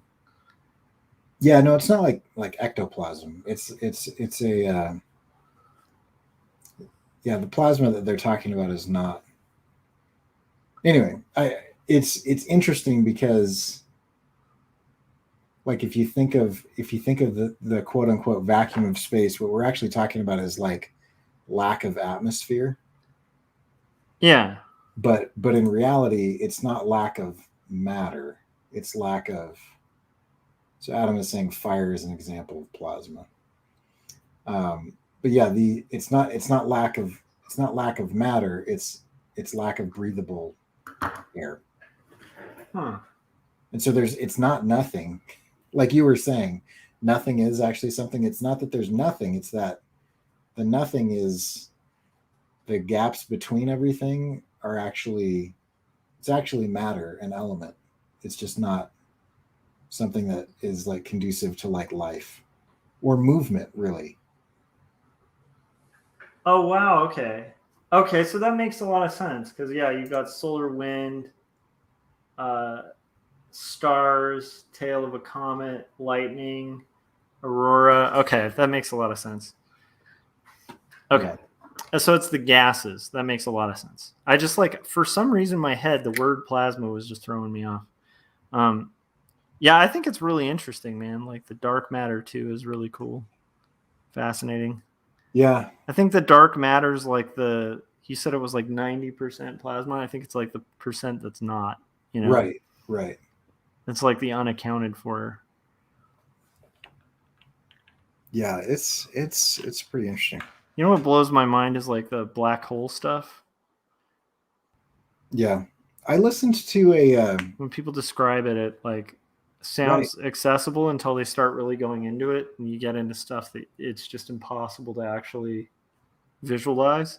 right, and that's my problem with most theories about space is they describe it in a way that is a very two-dimensional way of describing it, but it's a three-dimensional thing. And so Yeah. like for example, I was listening to a great courses which I would highly recommend. This one, it's the science of sci-fi, um, and it is so good. But anyway, she was going through and she was talking about like she's like before we even get into like which movies and books get it right and wrong and if they're theories or whatever, we have to kind of come to grips with um, some of the basics of what she calls basics of of physics and stuff. And so she's trying to describe gravity wells, and it kind of makes sense, but then at the same time, like it's not a three-dimensional. It is a three-dimensional description, but she's using like a single plane. So she's like, if you took a very heavy bowling ball and gently set it down in the middle of a trampoline, everything will drift towards the bowling ball, even though it's like a flat plane. Mm. She's like, that's a gravity well. And so when you say you're going down a gravity well, you're heading towards, the thing of the heaviest mass in the area, which is causing the gravity.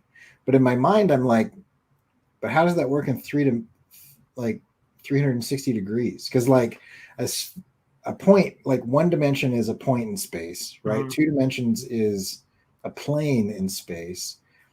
3 dimensions is a cube in space. You know what I mean? And so if you think of like how you draw circles, like you take a point and then you move a fixed radius around that point.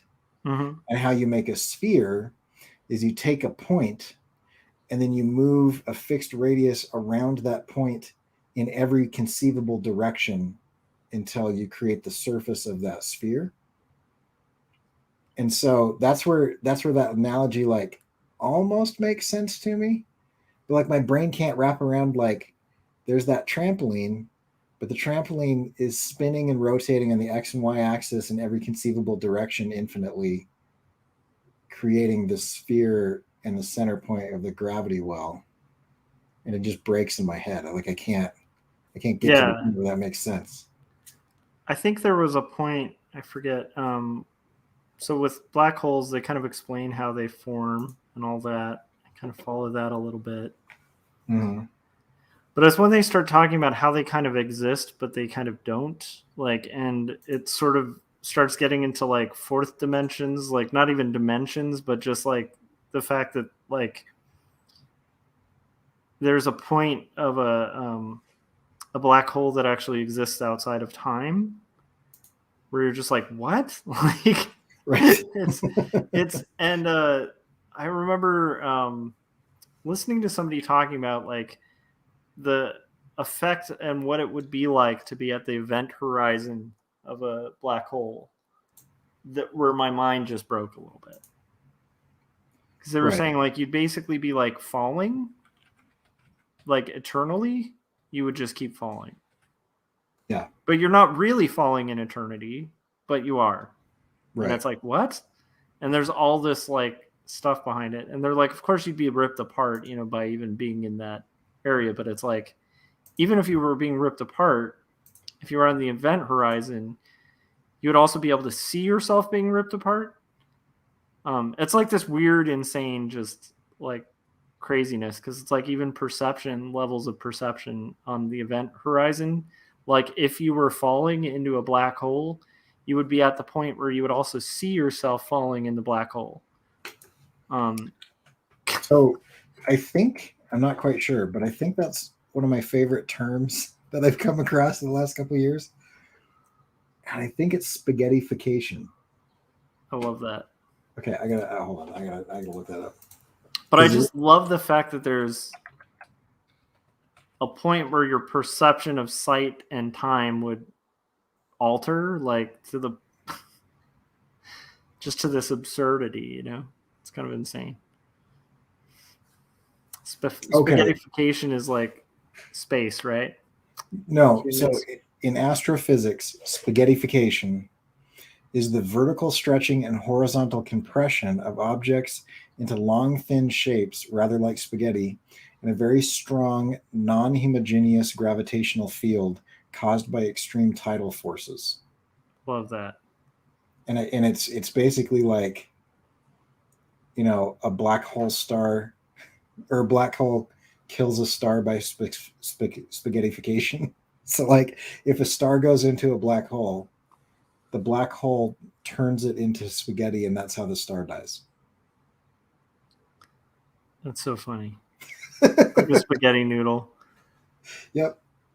But then what's funny is if you're that star, right, you're sort of eternally stuck in that perception of your own spaghettification. That's insane to me. That like for that star or anything on like the second it's at the cusp of like that on the event horizon, that just to me is cool and also weird and does not make any sense. But I'm sure it makes a lot of sense. But I often wonder, like, to people who know what they're talking about, they must listen to me to speak about things and just be like, oh my gosh, he's still talking.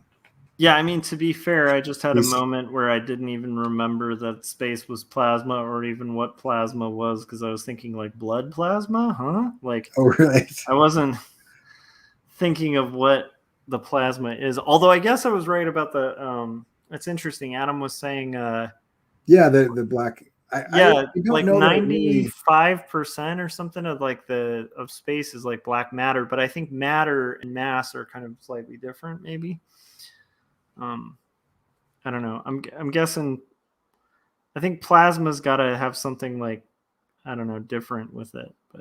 But I definitely, I also like once I heard what plasma was, I was like, oh yeah, I was kind of familiar with that. But yeah, again, if we were having like a physicist listen to us, for me, or even somebody with like a basic understanding of science, they would probably be like, oh man. But I understand. We're not science majors, guys. We're not math majors. I understand We're it enough. People. I understand it enough to ask questions that lead to like interesting stories. Oh, dude, yeah. Like, oh, that's interesting. What would happen if this were to? What would happen if this variable were to change? 100%. I mean, that's about it. One of my favorite things to do. I think I might annoy people that I know who do science or math. Is ask weird questions because it's just fascinating. Oh yeah. Adam was saying, I know a lot about this stuff and we don't sound stupid. Well, thank you, Adam. We appreciate that. That's good to know. We will take the compliment of not sounding stupid. But yeah, I think like some of that stuff is really fascinating. There's also weird stuff that happens when you fall outside of a universe. It's really interesting. Because like there's like a lot of wind, I guess, in space. And that's fascinating to me too. There's like storms and wind. Yep. And that's kind of how you get anywhere in space is you kind of need that. That's how it's, like a satellite is specifically projected by solar power usually, and then wind. But like what happens when a satellite that's driven by solar power and traveled far beyond like what a spaceship could do? What do they do when they just get in that like dead zone where there's no solar wind? There's no, they just stop. That's interesting to me. Like, I almost think that would be a cool, I'm sure it's been done in science fiction, but that would be interesting if you're just the spaceship that just stops, just dead in space. It wouldn't stop though, because there's no friction or so little friction that it's immeasurable. So you would just continue to go in the direction that you were going without the Except ability to control yourself. there's no friction or gravity or power or propulsion, so you literally are just dead in the water. You know? Right. Dead in the water doesn't mean like stop in a fixed position. Because you I guess wouldn't, that's a good point. Yeah. like if I were to push my car Uh-huh. at 5 miles an hour and somehow you were able to eliminate all friction on the road and probably gravity and any air resistance, it would just continue down that direction that it was going until something else stopped it. Well, I mean that's a good example, but that's in a system where there is propulsion. No, but that's what I'm saying is you were saying what would happen to it if it hit a dead zone. I was assuming what you meant was it was on those winds and then it moved into an area where there weren't winds. Well, yeah, I mean, like, so Yeah. this actually happened recently with a satellite that finally like broke the barrier of the galaxy, I guess, Uh-huh. which is kind of insane. And yeah, I don't know if it kept propelling. I think the weird thing and the fascinating thing about it was they didn't really know what happens with it, right? Because it's kind of like potentially could be heading into an area that's like totally different physics than what we know. Right. But you're right. Yeah, that's a good point. Like if it had some kind of momentum, except that momentum still slows in space, like without external factors. Doesn't momentum just naturally slow? Well, no. I mean, because that would go against what we understand, because it wouldn't slow unless an equal or opposite force acted against it. Huh. I got to think about that. So think about it this way. If I'm in Star Wars or Star Trek, this is what blows me away. Like all of those lasers that don't hit a ship, they don't ever stop. They just keep traveling in that direction because there's nothing to impede their progress. Like the reason that something slows on Earth is because there are forces that degrade the momentum over time. Got it. Is this in space in general or just in our galaxy? I think this is where I don't know, but I believe that since there is no friction in space, if you can avoid gravity wells, that there is nothing to degrade the momentum of your vector. Like it'll just continue at that power. Interesting. But so the only purpose of the solar on a satellite or whatever would be for communication with Earth then in that theory. Well, no, because it's near a gravity well, and so it has to have some kind of lift away from the planet to maintain an orbit. Okay. Because at a certain point, every orbit decays, being pulled by gravity towards Earth. That's fascinating. And I want to be very clear. This is all me assuming a lot of stuff, not stuff that I've read. So I sound definitive here, but I am not definitive. No, I'm not definitive either. I'm just right, but I yeah. You know what we should do one of these times? I'm going to do this. Just like a Wikipedia episode where we have these conversations. We just Google it real quick. No, better than that. We do our own research and we join like a weird QAnon cult. Yes. No, we should have my cousin on. He's a NASA scientist. He does the fuel propulsion systems for the rockets. Oh, dude, that would be cool. That would be very cool. And he's a huge sci-fi nerd. I love it. I feel like I want to get a person like that on it and then have the topic be existentialism. Yeah. Every time I talk to him, I'm like, oh man, I just want to pick your brains. Like I will come up with a story idea, and then I'm like, dude, I need to run this by you. And then the story gets so much better because he's just like, well, there's this weird obscure scientific theory and there's this one, and if you combine these two, then the likelihood of blah, blah, blah. And I'm like, oh man, you should just write things all the time. I love talking to that guy. He's like old enough to be one of my dad's siblings, because my dad came from 7 kids, and he's like the son of my dad's oldest sister. Okay. Anyway, he's a cool guy. Huh. I should invite him on. The dude who was helping me with my sink, who designs like not spacecraft, aircraft. Right. I was asking him weird questions about it. Mm-hmm. And I was saying, hey, like, what's the one thing, like, because I was like, there's everybody I've talked to who like is an expert in something, it always has like some reveal of something that like you would think we knew, yeah, that we really don't know. Like, and he was like, okay, this is a weird one. He's like, nobody actually fully understands lift. And he was saying basically like a lot of people are taught lift in college, and then when it comes to actually like designing aircraft, it's like completely different. And he was saying there's basically no way to actually like fully properly explain lift. It's like we can't fully account for it. We kind of know certain equations that lead to it, but we don't actually fully understand it. It was like, whoa, like that's crazy, because isn't that like all of flight? And it was kind of similar to like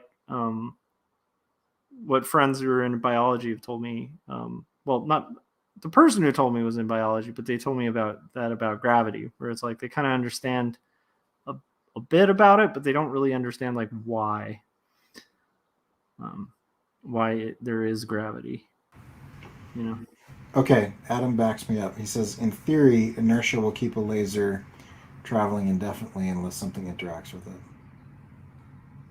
Got it. That's light, though, right? Yeah, but I mean, and that's I love talking about light, because light is one of those things. If you read what Einstein has to say about light, like the dualism of light, it's the best, because he's like, we don't really know what it is. It acts like a proton sometimes, or no, what do you say? It acts like a ray sometimes. It acts like a wave sometimes. I don't know if those are the two things. No, I know what they are: a particle and a wave. He's like, so when it acts like a wave, treat it like a wave, and when it acts like a particle, treat it like a particle, and that's light. It's not either of those things, and it is both of those things when it acts like those things, and that's how you deal with light in science. I just love that the answer to what it is it's like, we have no idea, but observably it strictly follows these rules, except when it doesn't, and then it strictly follows this other set of rules. Well, that's one of the fun things about science too, is like science is observational. Like, right. You know, the sciences can kind of make some prescriptions based on that, but just the act of like pure science is mostly like recording and observing what already is. Yeah. And that's like fascinating as all hell, because, you know, some stuff is really weird where you're just like, we don't really know. I mean, I think that's what makes a lot of people uncomfortable during the pandemic, you know, is like a lot of people are like, oh, what's going on with all this? And I don't think they realize, like, I'm not saying, I guess I shouldn't say I just don't think some people have like a full understanding of like how sloppy and messy like science is in real time. Like, it's only with like a mass amount of consensus and like peer review and time where like people really start sounding more solid in what they're saying about science, you know? But in real time, like science literally starts out as like, you know, we did some research, we tried this, that worked, we tried this, it didn't work. We tried this again in like a control group just to rule out these other external factors. It seems to work. You know, like there's a lot of just kind of like trying and seeing what sticks, I think, and quick adapting, like based on like what is current, and it's really interesting in real time. It's not Yeah. it's kind of like, I think everything's a little sloppier than it looks. From Yeah. like even art. We've talked about this, but it's like I really firmly believe you don't really necessarily get better at drawing. You just get better at learning what your mistakes are and adjusting. Yeah. And then, pre-planning so that those mistakes happen less. But those mistakes are still pretty much there. You're just getting better at recognizing or pre-planning before those mistakes happen, so that they happen less. Right. And I don't think it's quite as like pure and simple as some people think it is, Okay, I'll be right back. I'm going to disappear for a second again. We're at the 2-hour mark. And Adam said, if you shot a bullet in space, in theory, it would go on indefinitely unless it encountered something else. Yeah, that's interesting. Now I'm really curious. Huh. I still want to know if that like physics only exists within our galaxy, though. I know that's weird, but Yeah, I don't know if I understand what you're saying there. But go do your thing. yeah. I'll be shortly back.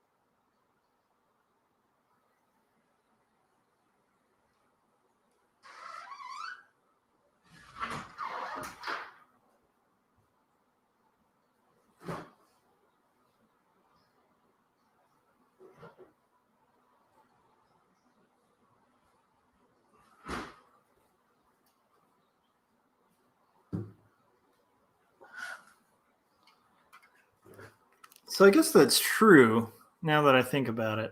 Because I'm like, yeah, that actually makes sense.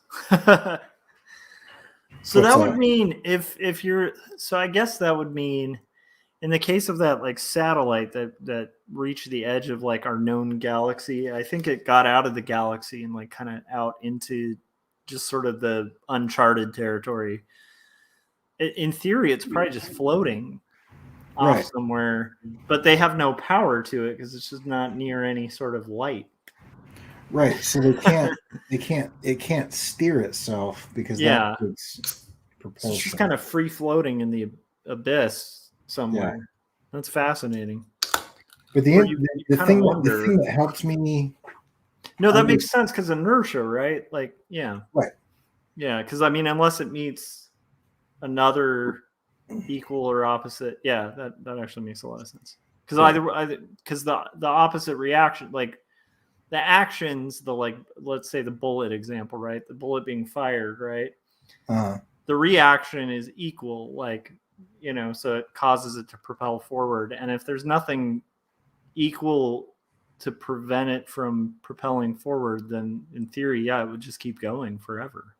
That's interesting. Right. especially if you don't have gravity going, because you're just like, yeah, there's absolutely, that's so weird. It is very strange. I don't know, man. But that Ryan, bullet what? eventually is going to Sorry, get go ahead. spaghettified, because that bullet will meet a black hole somewhere. I mean, if you think about the amount of things that there aren't in space, yeah, hitting something is so mathematically unlikely, you know. But then, if you think of the infinity of space, yeah. eventually it will. Or if you also think about, like string theory and stuff, then your odds like get substantially better. Yeah. Which is kind of a weird one too, that like, again, I had to just be reminded of inertia on a stream, so keep in mind I am no physics expert. Well, yeah, but I armchair in it, and yeah, and that's one of the fun ones to armchair, where it's like this idea that like we're in an unlikely universe, but there's like, if you think of an infinite amount of universes, then it's very likely, right. It's very strange, but I like that mode of thought. Okay, I am going to step out for a moment because I've got to post this online, and I'm going to do a reel, so I don't want to get you demonetized by having music on your stream. How dare you, Corey? I'm joking. I've stepped out like 2 times already on the stream. That's fine, man. I'll be back in a few minutes. So Adam said Voyager left the edge of the solar system. Yeah, that was the one. And I think it was like a Radiolab episode or something that I was listening to about it. I think it had like one little last gasp of like communicating. And then I'll just be a Star Trek nerd for a second and be like, don't you mean Voyager? It's like the worst. Sorry, that was one of the worst Star Trek plots. That Voyager thing was half of why I was way into Star Wars and wasn't so much into Star Trek, because I was like, at the time, I just couldn't with that movie. I'm sorry if that. So then I met my wife, and she was really cool and had really good taste, and she was like really into Next Generation, and I was like, okay, I'll check it out and watch that. Rewatched all the Star Trek TV show, like the original. Watched a bunch of the other Star Trek movies, and I was like, okay, they're not all that Voyager plot. They're all pretty excellent. So now I'm more of a fan, but like it took me a while because of the Voyager thing. Does that make me a terrible person in geekdom? I hope not. Let's see.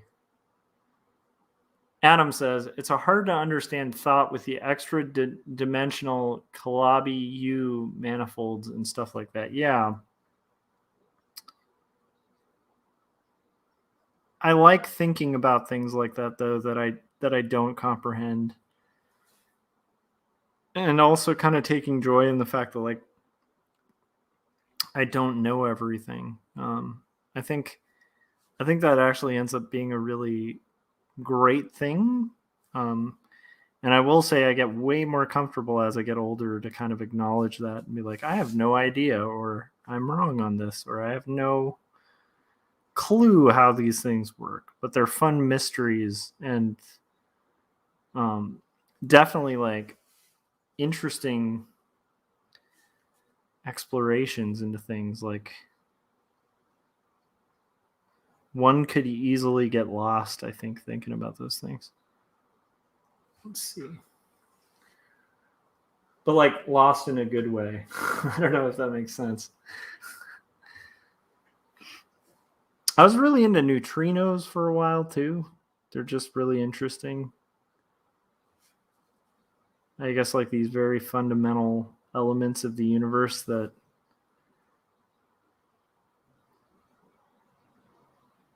present themselves in like 3 different ways and literally pass through us all the time, and yet we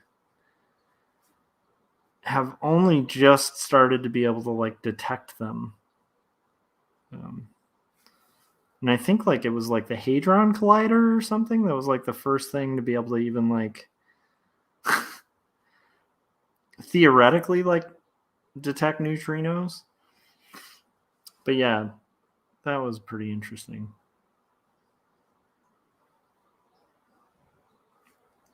And I think that one of the things that's unique about them is they have the ability to have an effect on you. Like they're fundamental to, I think, everything in existence. And yet like they can both be passive and active. It's like this weird thing where they're very, very interesting. So if you're ever bored, Google neutrinos. They're really interesting.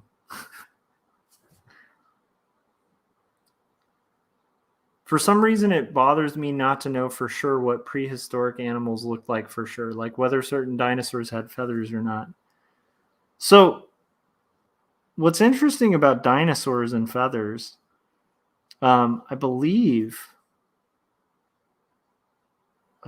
there was a recent discovery of like a dinosaur that still had like meat on its bones and stuff, and it definitely had feathers. And it wasn't like a bird-looking dinosaur. You know, it was like a more kind of standard, traditional-looking dinosaur, not like a pterodactyl or something with wings. And that was really interesting. And I guess the feathers had actually gotten like fossilized somehow. It was really weird. So there was that. And I think it had to do with like somehow I'd have to look it up, but I'm drawing. Adam, look up the dinosaur with feathers fossil. See if you can find that. I don't even think it was fossilized. I think that was the thing that was unique about it. Animals that lived before dinosaurs is interesting.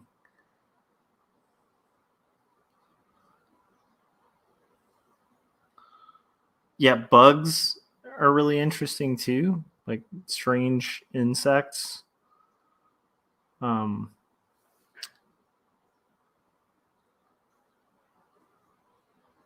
still kind of haunted by the fact that there's so much undiscovered areas of the ocean. That's one of those like things that I find really fascinating. Just along those lines of like the knowledge that we can't really have solid answers for, or we can, but we're just closing those gaps like very slowly.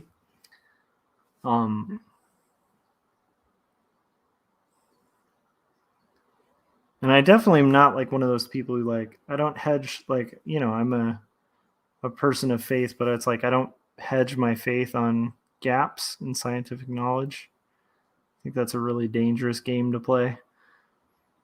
Because I do think science is very good at closing gaps, and eventually I do think we're going to get closer to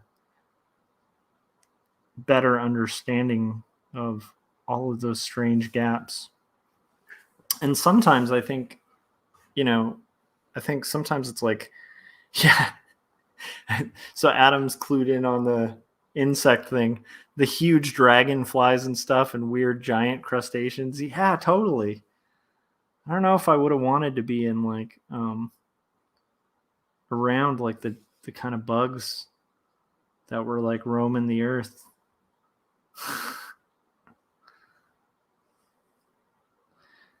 But yeah, I do think sometimes also like what people think are gaps are actually closed. Like they actually have figured out. And then what people think are like solid are actually more open and we haven't figured out. It's really fascinating. Or sometimes stuff we have figured out and then we get like better technology or a better understanding of the thing, and we had like a slight misunderstanding of it. It's kind of cool. Like, I think what's great about science is the idea that like we know this about human beings. We know that we're like very limited in our capacity and our own biases and like our own limited minds to like fully grasp this kind of stuff or collect it. And so we've made this like conscious effort as people to like come up with a system that's like got multiple people and implements like history, observation, like in lab like replication, you know, multiple studies, and then we kind of collect those sources, and collectively as human beings, like we can discover and find out really great things. But it's like this conscious effort that we've been kicking about for like, you know, since like before the printing press. I mean, like, but in theory, you know, we can progressively build and like hopefully make things better. Although even that's like a weird one, right? Because quite often when we're making things better, we also create new problems. So it's like, it's this weird, I don't know, catch-22.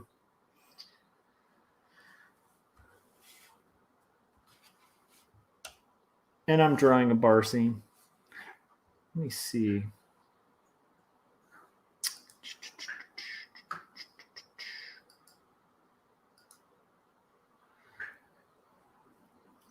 Yeah, so like it's interesting. Adam said standard science theories have some major gaps, like virtually all types of animals just suddenly appear in the fossil record all at once out of nowhere. Yeah.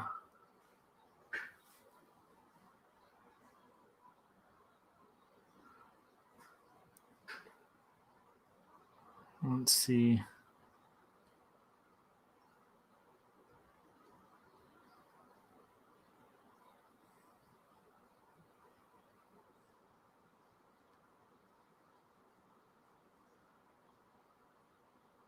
But I do feel like those gaps will get closed. It is really good at closing gaps. I mean, if you think about like there was a point where like, you know, we actually thought the Earth was the center of the universe.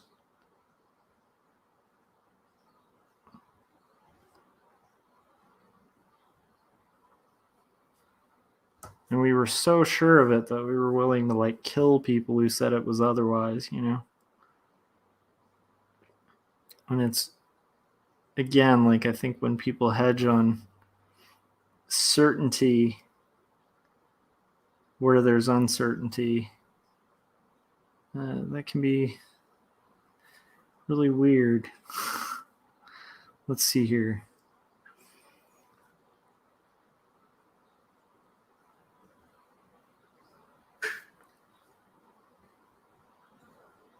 And I mean, for me and my faith, I definitely believe like you can't, like truth doesn't negate truth. So the pursuit of truth is never a threat to truth. That's my mindset about it. So it's like, you know, if what I believe is true, then it should withstand scrutiny and truth. Like,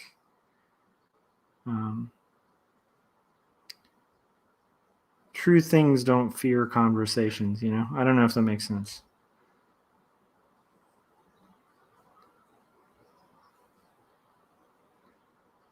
But it is tough, right? With even the idea of truth is can be like a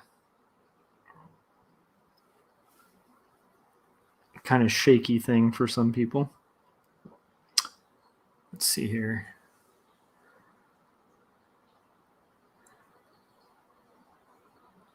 Have I heard of that? The Cambrian explosion. explosion, they call it. It goes from billions of years of microbial life to suddenly all types of phyla, complex life at once out of nowhere.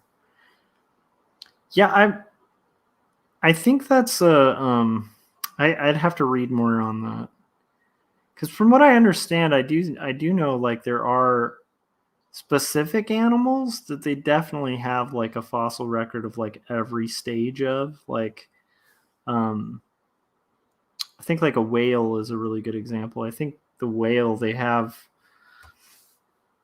fossils of whales like that match with the fossil record in the timeline, where they like move from being like walking or I'm blanking out, but I believe it's from like walking to swimming, or from the reverse.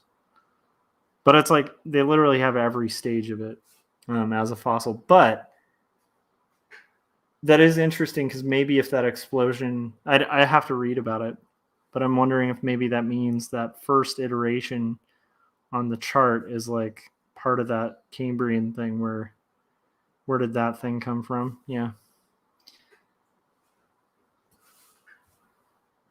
The biggest problem that science has is a similar problem to like people of all beliefs in like a you know, like I'm a deist, right? So it's like if I believe in a deity who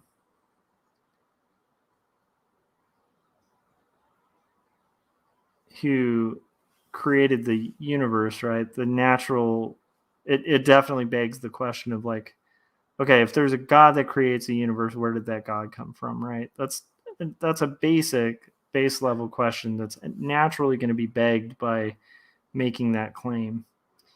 But there's a huge one in science too with evolution, where it's like the idea of something coming from nothing is a huge problem. Like that doesn't match science. That's a pretty unscientific claim that something can come from nothing. It's definitely not been observed, you know. So that's tough, you know, where it's like, you know, that's a tough one, I think, in general.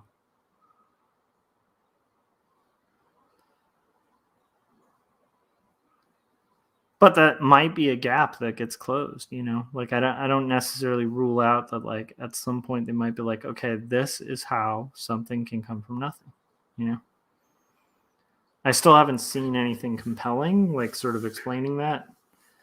But yeah, that's a fascinating one.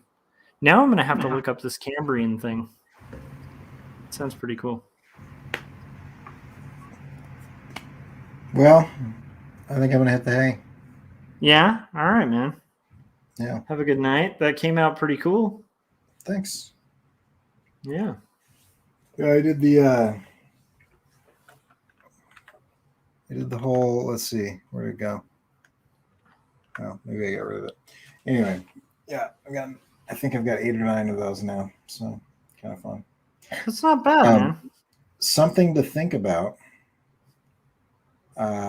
Organization of chaos can be considered creation.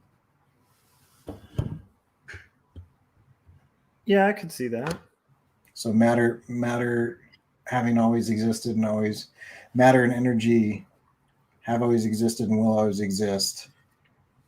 God comes along and organizes the chaos. You can still be a creator. Yeah, but that would be a tough one, because it, at least on a science level, right? Because I was just talking about like the conundrum of science and how it fails to account for something from nothing. Right, that's what I'm saying. But then also, like most current science points to the fact that there was definitely a point of a Big Bang. There's still like radial light, right? You know, and so it's like it does, and there's a ton of backing for the idea of evolution, like on a macro level, not just a micro level. Mm-hmm. So it's like this weird thing to try to rectify. I'm more, by the way, I'm not arguing. Right. I'm just so what's interesting is it, at least to me, it does appear that there was a point where most matter did not exist. And so My understanding of the Big Bang is different than that. Yeah. It existed, but was just extremely compact. Yeah, but like even that is a strange one where it's like, yeah, because I don't think that's most of the claims of the Big Bang. Okay, maybe yeah. I haven't looked into the Big Bang, but when it was explained to me, it was, all of matter was like the size of a basketball and then exploded instead of moving away from itself. Yeah, I mean, it'd be worth looking into because I think a lot of people have the idea of a literal lack of matter, which is interesting. I'm going to Google it right now. But that is a whole contention and problem of the theory, is the idea of like something from nothing. I would actually say just like even eternal matter doesn't make a lot of sense. So unless you bring in supernatural elements. The model described, how the universe expanded from an initial state of high density and temperature. Mm-hmm. So not from nothing, but from a very dense small thing. Yeah, but the weird thing is, if you ask where that very dense small thing came from, like most scientists actually, at least most evolutionists I've talked to, think it came from nothing. That's kind of the part that's strange. Yeah, I haven't heard that part of the theory. Yeah, it's a big part. But the Big Bang, like, this is why I think more people who believe in a God should embrace evolution a little more than they do. Because when the Big Bang Theory came out, that was a massive blow to a lot of people who actually were like subscribers of Darwin's theory, because a lot of people at that time were sold on the idea of an eternal universe, right? And so the Big Bang, like even that coming out was like a very like Genesis level event where it's like, kind of saying there was a beginning. It's very interesting. So it's like, I know at the time that first came out, there was a lot of there was a lot of fury in the mainstream scientific community at the time when that came out, because a lot of people had kind of hung their hats on this idea of an eternal universe, and suddenly there was this like idea of a Big Bang that sort of started the whole thing. And so that sounded very much like a like let there be light kind of scenario to people at the time. Right. So it's interesting that like, I don't know, it's interesting to me that like a lot of evangelicals like hate the Big Bang, because it's like it's not attacking. Right. If someone thinks that's attacking or contrary, that's a little strange. Yeah. So this is saying the theory describes an increasing concentrated cosmos preceded by a singularity in which space and time lose meaning. Yeah. Do you know what a singularity is? Yeah. Okay. Because that's the something from nothing. Right. That's the part. The singularity is the part that's the unexplainable. Well, I like how they just say it just loses meaning. Like it's like beyond what we can describe. So yeah, which is pretty like supernatural. And it's interesting. It's like, it's definitely a but here's the thing. No one should hang their hat on that. Like I'm a firm believer in the idea that I do think a lot of the gaps that people might hang their hat or faith on are going to be closed by science. Right. Yeah. And so I really believe like, you heard me say the thing. It's like truth can't be afraid of truth. So you need to I believe if you're a person seeking truth, truth's not going to negate truth. If you find truth conflicting with truth, then reassess, think about it, and sometimes maybe both are true, sometimes maybe one's not, sometimes maybe both aren't. It's an interesting thing, but it's always, I think that's an important part of rationality is truth doesn't negate truth. So, and I don't think truth fears truth. I don't know if that makes sense. But yeah, it is fascinating. I don't know. To me, it's a weird one, and I love thinking about it. I don't know if that makes sense, but I do like the idea of matter, kind of exploding. Yeah, but I don't know. So let's say it's eternal matter, right? You're still positing something totally unscientific, which would be, well, unless you have a god or something like that. Because if the matter just chooses to explode, now we're talking about inertia just thrown out the window. Like that's like an explosion can just happen without an instigating factor. Well, no, I mean, you and I are on the same page as far as like believing that God has everything to do with the creation of the universe. But what I'm saying is, I don't know if you can say that even a singularity means that it came from nothing. Because I think what I'm reading about the singularity is saying that it basically is just outside of space time, meaning outside of our comprehension of how space and time functions. So they're saying it was supernatural. Well, or only comprehensible by a being who is also outside of time, right? An eternal being who understands. Because I don't think, and I'm sure you're either similar or the same. In my mind, whenever people are like, "Oh, science is at odds with religion," I'm like, God is the ultimate scientist. He understands natural laws to an extent that only a being at his level can. Like we are observing what he created, and he understands it because he wrote the rules. Yeah, I mean, I'm kind of with a lot of early scientists, and the idea of like my take on it is the fact that like if you believe that there's a rational creator that made people in his own image with the capacity for reason and rationality, yeah, with a universe that was comprehensible to that rationality, that was sourced and structured around it, like it would just only make sense to observe it and to trust the fact that you can observe, record, and potentially actually learn about it and trust your own perception, because you're a rational being looking at a rational universe. And it's very interesting.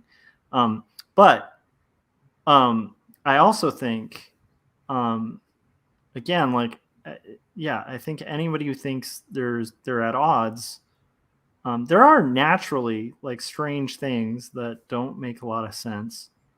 right. And I think that like the one thing I would caution anyone of faith to not do is like, don't hang your hopes on the things that don't make sense. Because the thing, like, it's kind of like there were a lot of people in Galileo's time, and I know you agree with me too on this, Corey, but it's like there's a lot of people in Galileo's time who thought that the earth was the center of the universe. Right. And a lot of that was based on like some really bad translations and bad understandings of biblical passages. And so they thought like, hey, the earth is like the center of the universe. So when like Galileo like posits like the sun's the center of the universe, like they tried to kill him. I think, didn't they? I don't know. And I think they might have succeeded at that. But not because they tried to kill him because he was a heretic.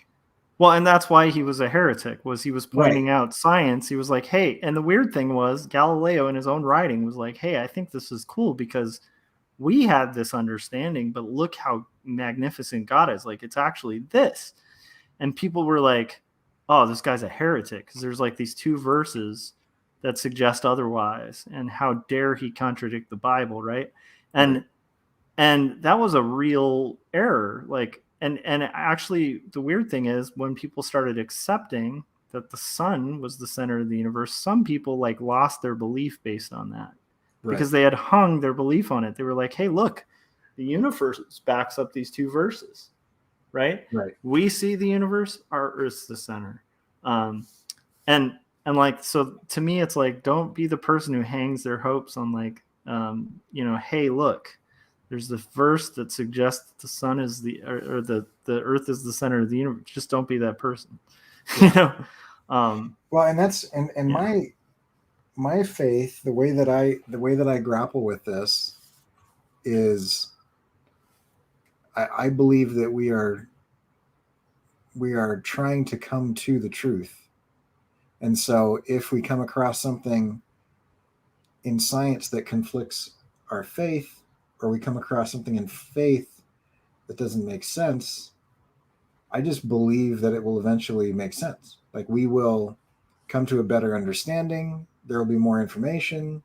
There'll be information that's corrected. You know what I mean? Like, it'll just be like, everybody's saying, no, those verses are not what we thought they were. Like, the sun is the center of the universe and everything in the sun, but like, if like you're saying, if you hung your hat of faith on that misunderstanding of that, then you would think that there's an apparent kind of contradiction between science and faith. And the fact of the matter was that contradiction was just people not understanding enough science and not understanding enough scripture. Yeah. And also, like, I that's what I was getting at, is like, I try not to cling to my faith on that. Like, I will say, I think it's a valid thing to, like, I don't know, like, if something was discovered tomorrow that was like really strange and kind of conflicted with what I believe in my faith, I think it's important to grapple with that stuff. I think it's important to observe it, to read about it, to check it out, and if like, to let your faith be strengthened by that kind of stuff, like, because it, again, like a faith that I don't know, I'm a firm believer in that idea. I think any mode of thinking, like, if there's an artist out there who's like, this is the way, do not ever go outside of this way. This is a hard and fast rule. It never can be broken. That's a dangerous way to do art, because you could end up in a rut where you're kind of making very like rote art and you're not exploring or developing as an artist. And it's like, I think honestly, faith is like that too. It's a journey and it's really important. And I'm not talking to you, Corey. I'm talking to just anybody who might be watching this. Because I figured by the time people are still hanging in there, they're probably interested in faith stuff. Like, I think that's like super important to have like a skeptic's mind. And a skeptic, like, skepticism does not equate to being a heretic. Yeah. Skepticism is just the way our brains were designed by the, especially if you're of faith. It's like, you should think that science is the practice of, like Corey was saying, like, this is the practice of observing the universe that was made by the God you believe in, and it's like that is, if there's something in that universe and it's observable and you deny its observation or that's almost like, I don't know, that's almost insulting some of the creator as well, right? That would be kind of heretical. I don't know.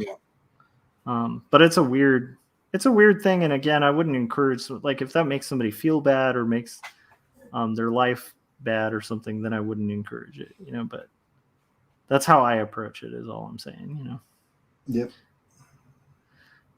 But that's a fun, I don't know, it's also a really fun process. It makes you,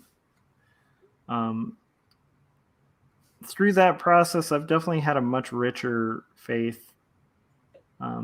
There's a lot of things that I learned as a youth when I wasn't really a believer, but I was going to like a religious school, and there was a ton of stuff that I was taught as if it was like this hard and fast like law, and then I actually read the book that they were claiming had this hard and fast law, and I was like, that's not in this book. Yeah. Like weird things that are just huge in evangelical culture. Like there's a huge thing about like, oh man, like pre-tribulation rapture, and it's like this huge thing in like crazy evangelical circles, and some people actually teach it as if it's like a faith issue. Like if you don't buy this, like it's a faith issue. And then I like realized from reading the Bible, there's like absolutely no suggestion of that. There's like ways you could read into it and think there is that, but there's absolutely no like, much less the kind of moral clarity that people were like daring to teach it with, it's just like a really weird, like bold assertion that people would make. And I can understand like somebody coming to a real conviction over something, but it's like to make bold claims, you got to have bold proof. Yeah. And what I'm getting at is like through this whole process that I was describing, I've developed a much richer, more nuanced relationship with what I believe, because it's not as clear cut, and it's also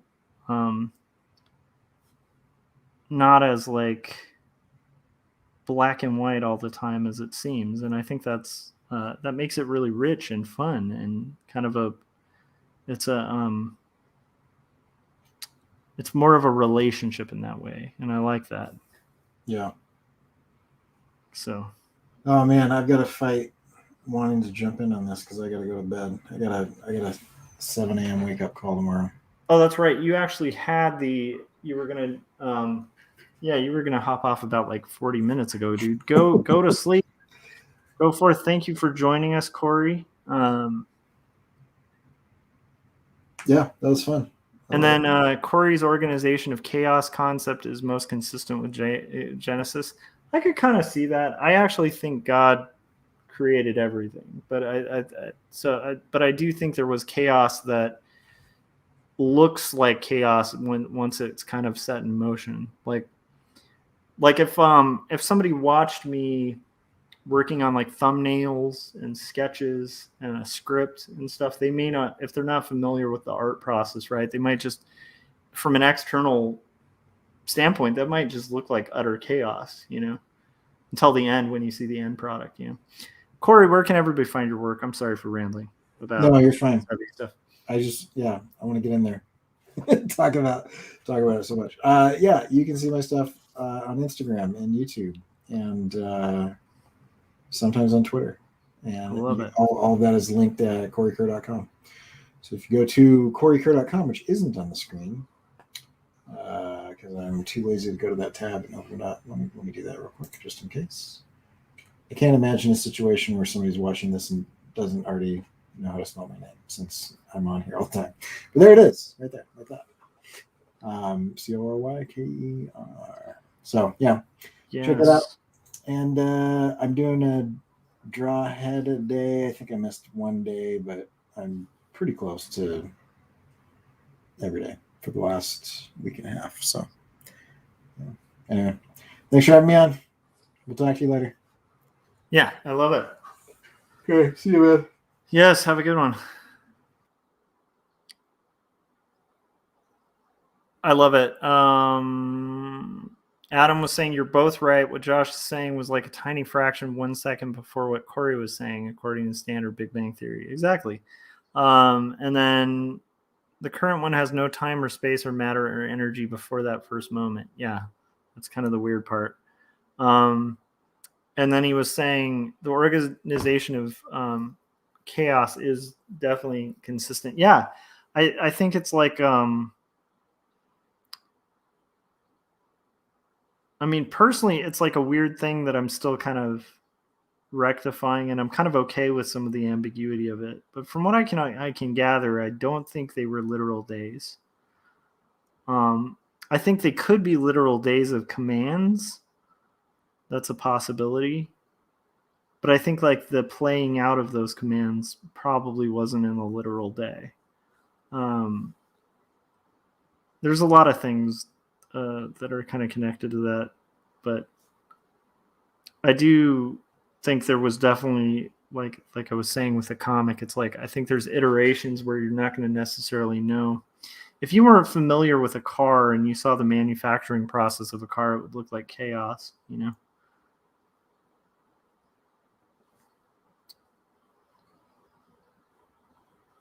Let's see here.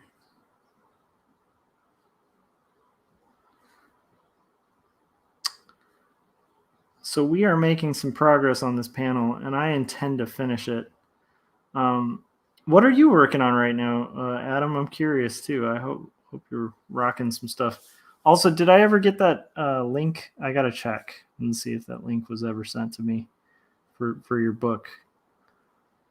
Try to remember to check that after I'm done with the stream. Let's see here.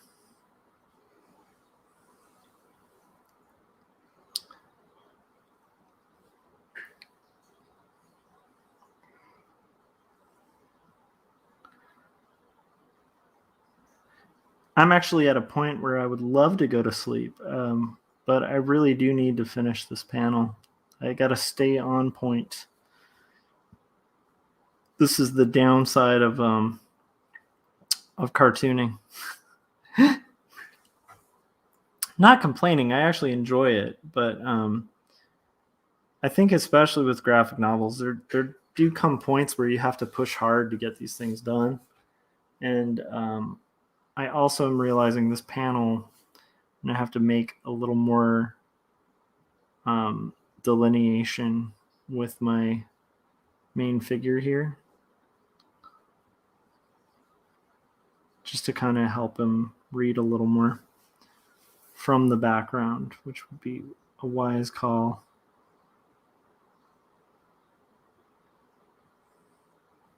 But yeah, I do think there's some nights where it's just like you're not going to feel like it, but you have to kind of show up and find the thing that you feel about it. Like, what's the point of interest? What's the purpose? Like, what's your drive in it? I think that's a good thing to know.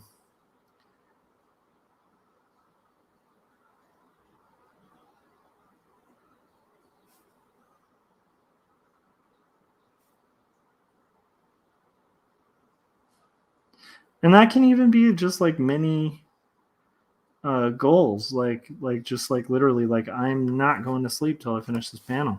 That's a good that can be a good good way to go. I think each person's different though, and their own motivations and stuff, but for me that helps a lot. It's kind of setting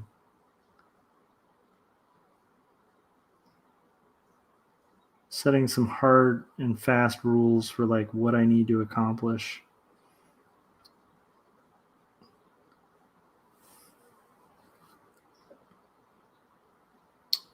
I'm pretty excited about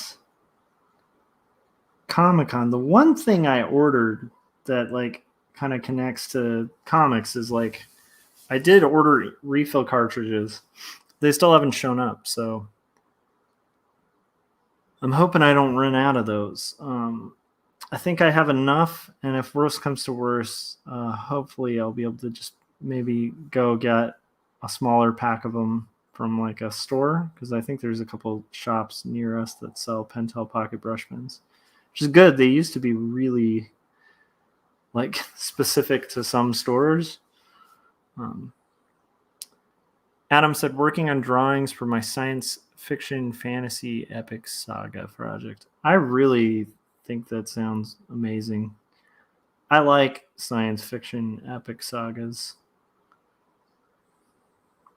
I still have not seen Dune yet, but I love the book.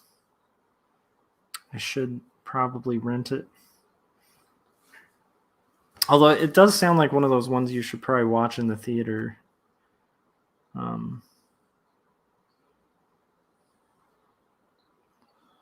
gonna kind of create like more contrast here.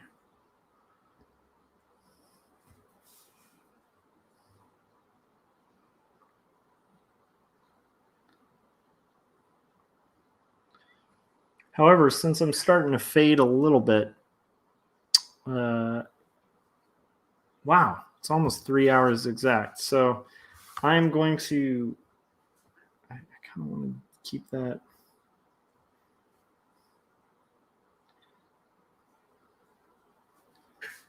Let me see. That's reading better. Okay, so I'm going to go take a 2-second break, and then I'm going to rock it. I'll be right back, though. Adam said, I've been meaning to watch Dune 2. Looking forward to it. Yeah, I'm going to have to check that out. I hope it's good. I'll be right back, okay?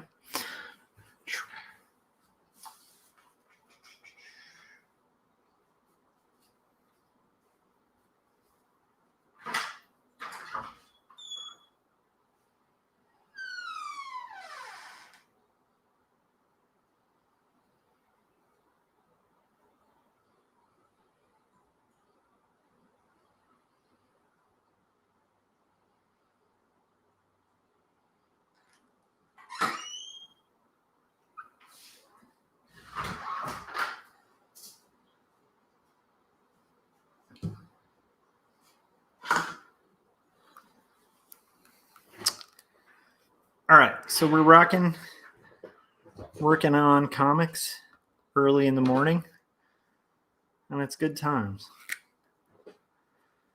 I'm actually pretty close to done on this panel, so it's going to get there. I think now that I'm back to a solo stream, I'll go back to full screen. Let's see here. Yeah.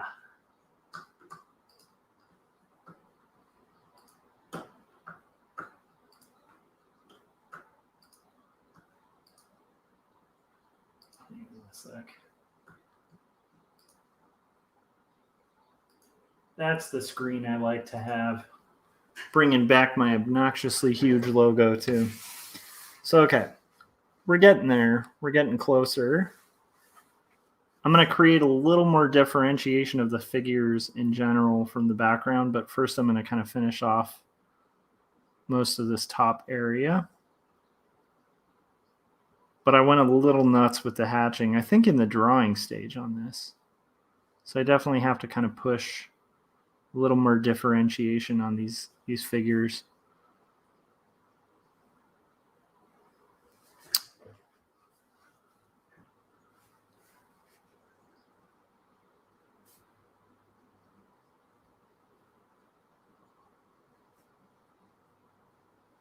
I know like the most common criticism I heard of Dune from friends was that it's very slow.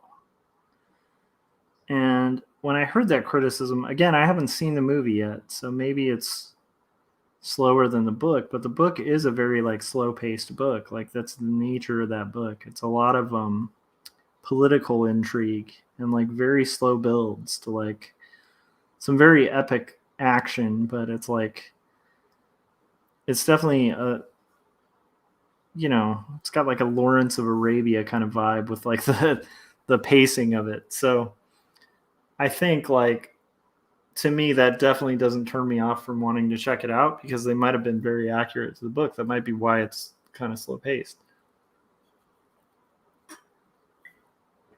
But I'm also a person who I've talked about this on stream, but it's like I like one of my favorite things about Chris Ware and Jimmy Corrigan is like those panels where he just shows like Jimmy Corrigan like awkwardly sitting at a diner like wiping his nose. I mean and there's just panels of him like wiping his nose and sniffing. I think that's it does so much to establish the character.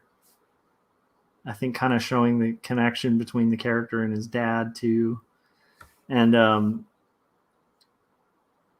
I don't know. I absolutely love that in storytelling.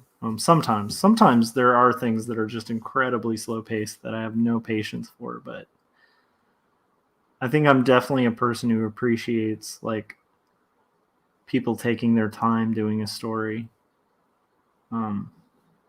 Not always, but when it's necessary or when it like furthers the story, I like it.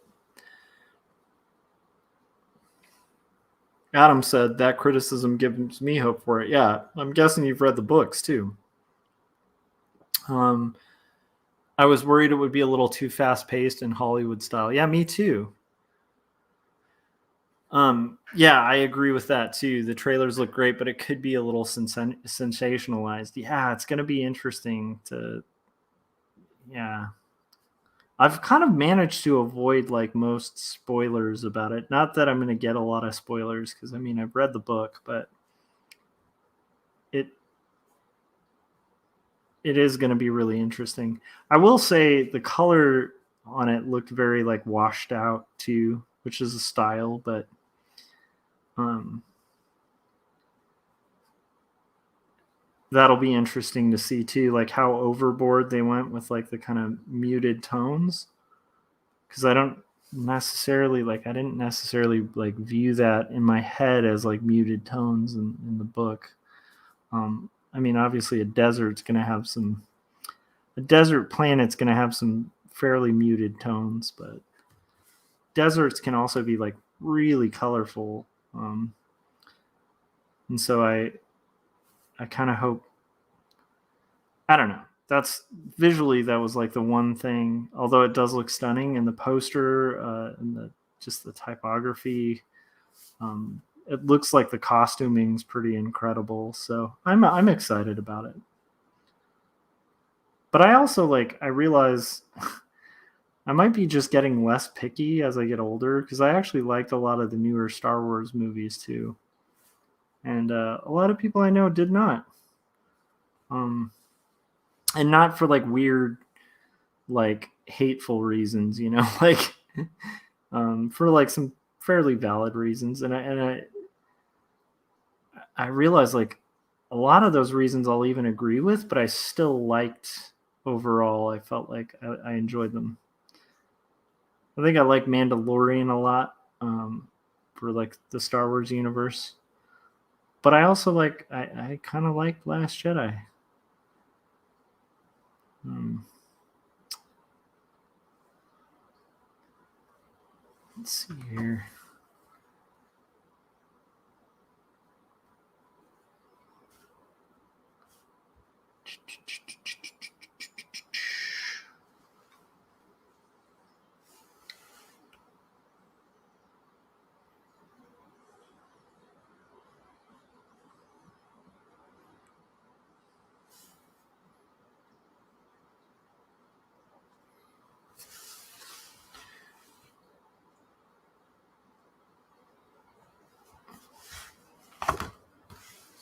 Getting a lot closer to finished here, though.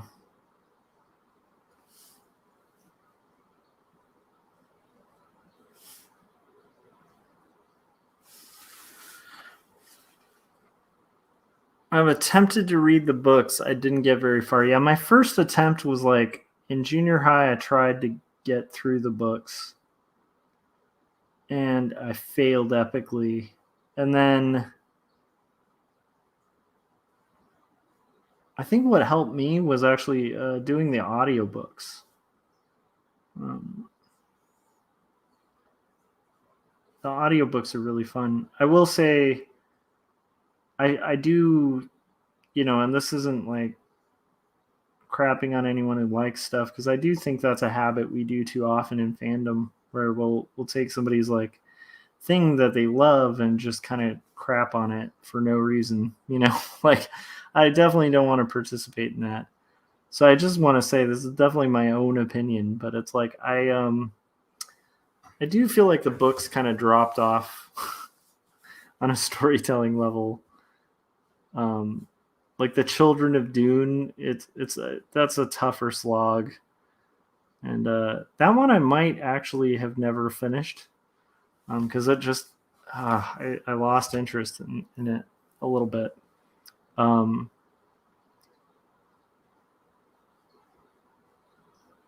But yeah, I do think at some point I'm going to wade through those sequels, but I do feel like the sequels degrade in value a little bit. Like just the writing does not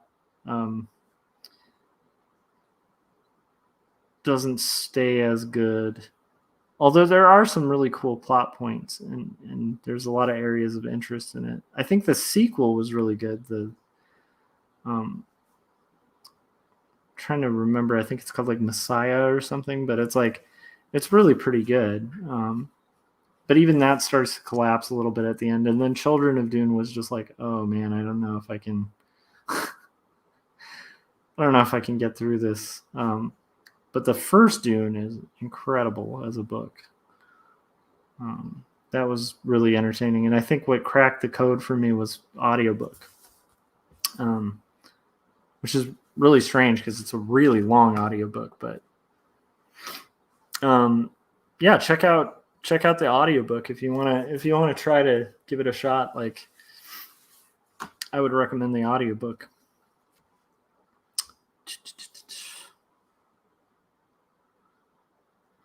Because there is something about like a longer book as an audiobook that can be kind of cool.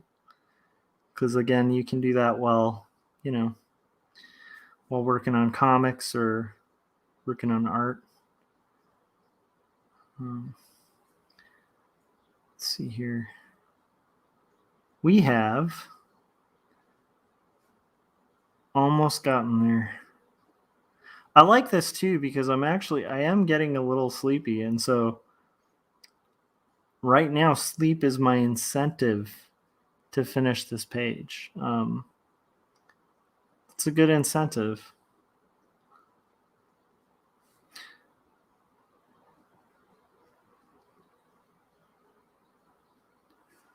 Okay. Wasn't able to get into David Lynch's version either. That was Adam. I feel like there was a corniness to it that's pretty fun.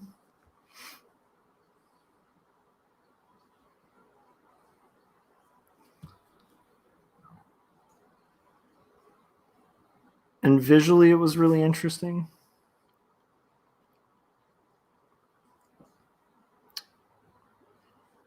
But I think this version might kind of capture it a little better, especially if they get the politics a little more.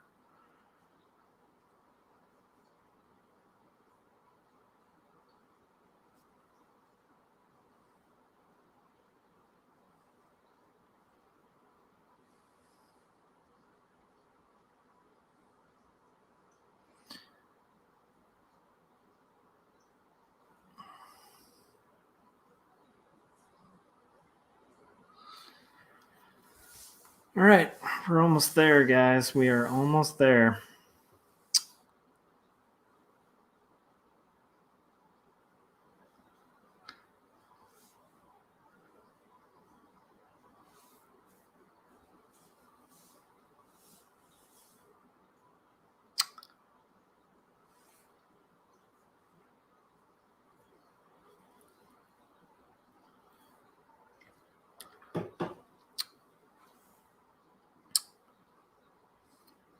This has very quickly become a Sunday morning stream.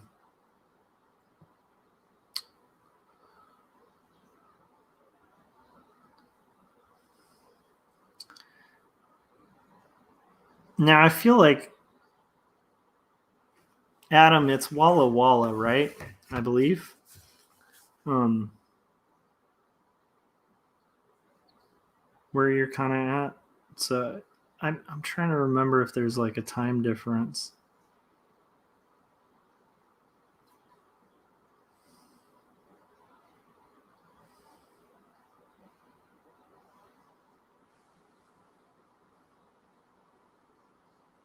From like SoCal, or if we're on the same time zone.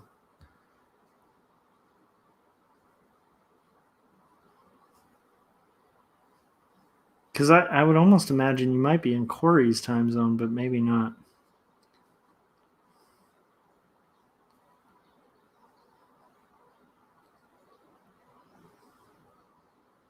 And if I've asked you that in the past, I apologize.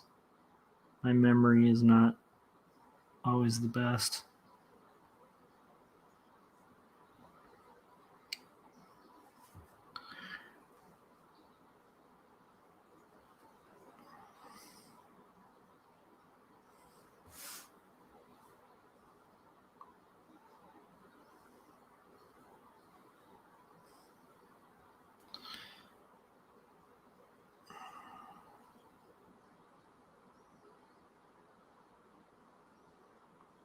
I think I might try to do a kind of day stream tomorrow.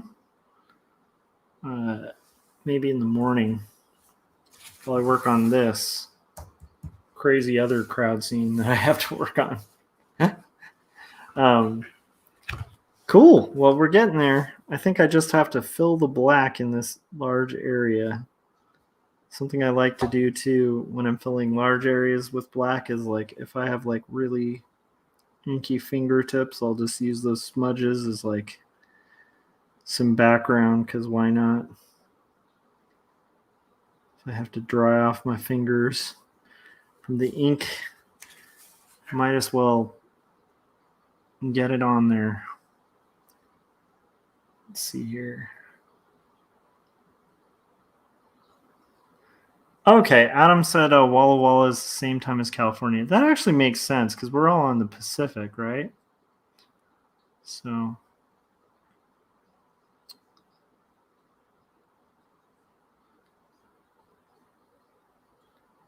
because yeah, I don't think there was a time difference when I lived in Oregon, so that would make a lot of sense. I think it's more like as you start moving towards the middle, time changes a little bit. Still hate the time change stuff though. I like personally feel like I don't know. Not a big fan of like the daylight savings thing.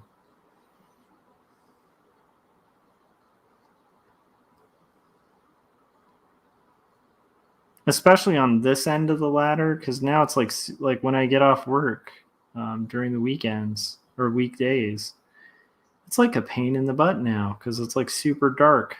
And I'm like, oh man, it would have been nice to have it still like a little bit lighter. And I know it like in theory kind of saves the daylight, but it gets dark a heck of a lot faster now.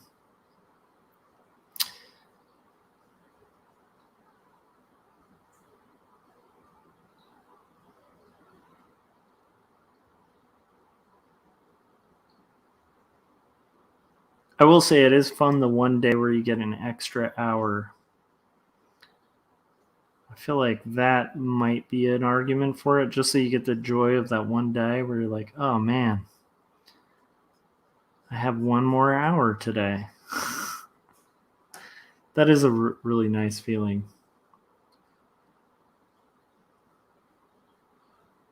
It also is a good, I guess it's a good reminder sometimes that like time is sort of an arbitrary thing anyway. I mean, it definitely has an impact, but time is so strange and subjective.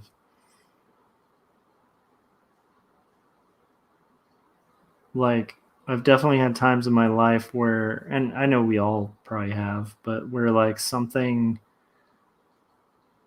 scary happens, like a car wreck or something like that, that's like super threatening or dangerous. And like my mind will like slow it down in real time. And I've never been able to like, it's not something you can kind of like fake or like recapture. It's just like this weird thing where your perception just slows down and your mind is in this like weird, crazy, hyper analytical moment where you're taking in all this information. That's pretty awesome. But it's also weird that can happen, that you can have like different experiences of time.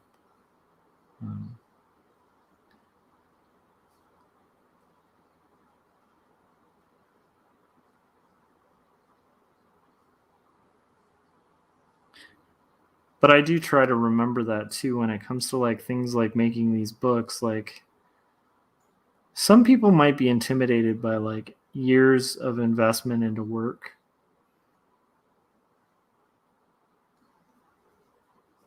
But my thought is like, I mean, we really don't know how long we're here, right? Like,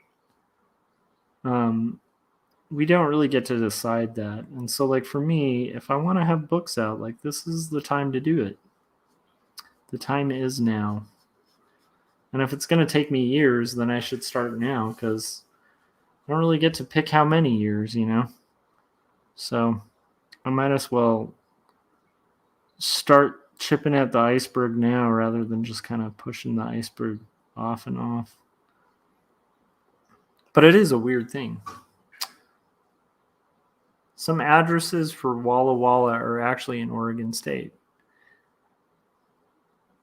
Yeah, that's why I was thinking you might, because he was saying I'm pretty close to the Idaho border and like walking distance to the Oregon border. Yeah, I think that's fascinating because that's why I was kind of thinking you might be in like Corey's time zone because it was like I think his hour he has like an extra hour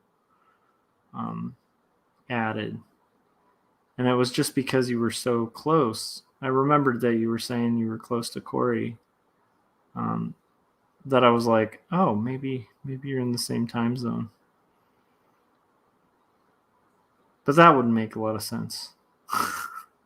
That was just my weird brain at the time. That's got to be interesting to be at this like unique place that's literally on a border where you have areas of it that actually cross state lines. That must be fascinating.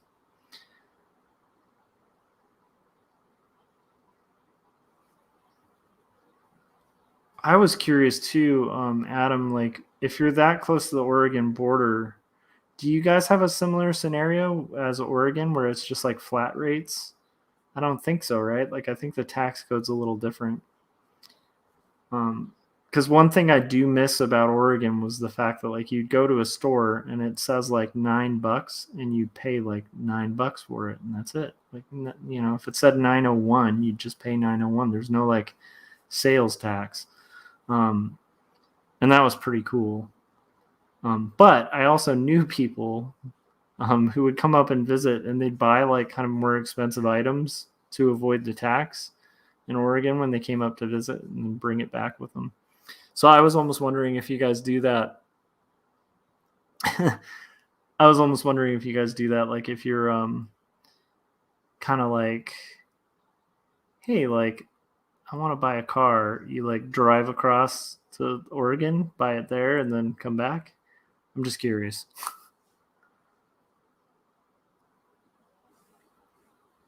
Oh yeah, so you were saying the tax codes are different. Wait, somebody from Oregon can buy it without paying sales tax? Dude, that's crazy. Can't believe you don't get sales tax. That's nuts. I love that.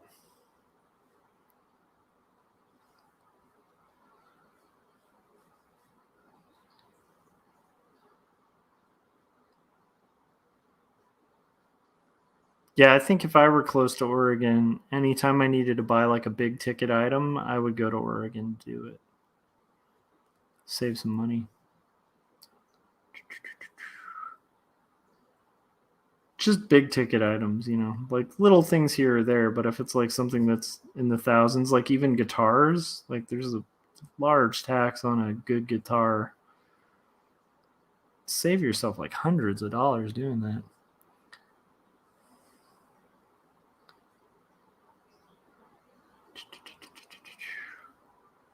You guys, we're getting there.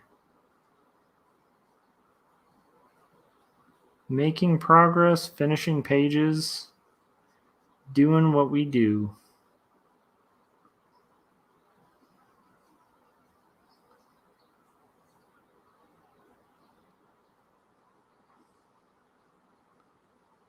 All right. I think I gotta see. Yep. I think we're good.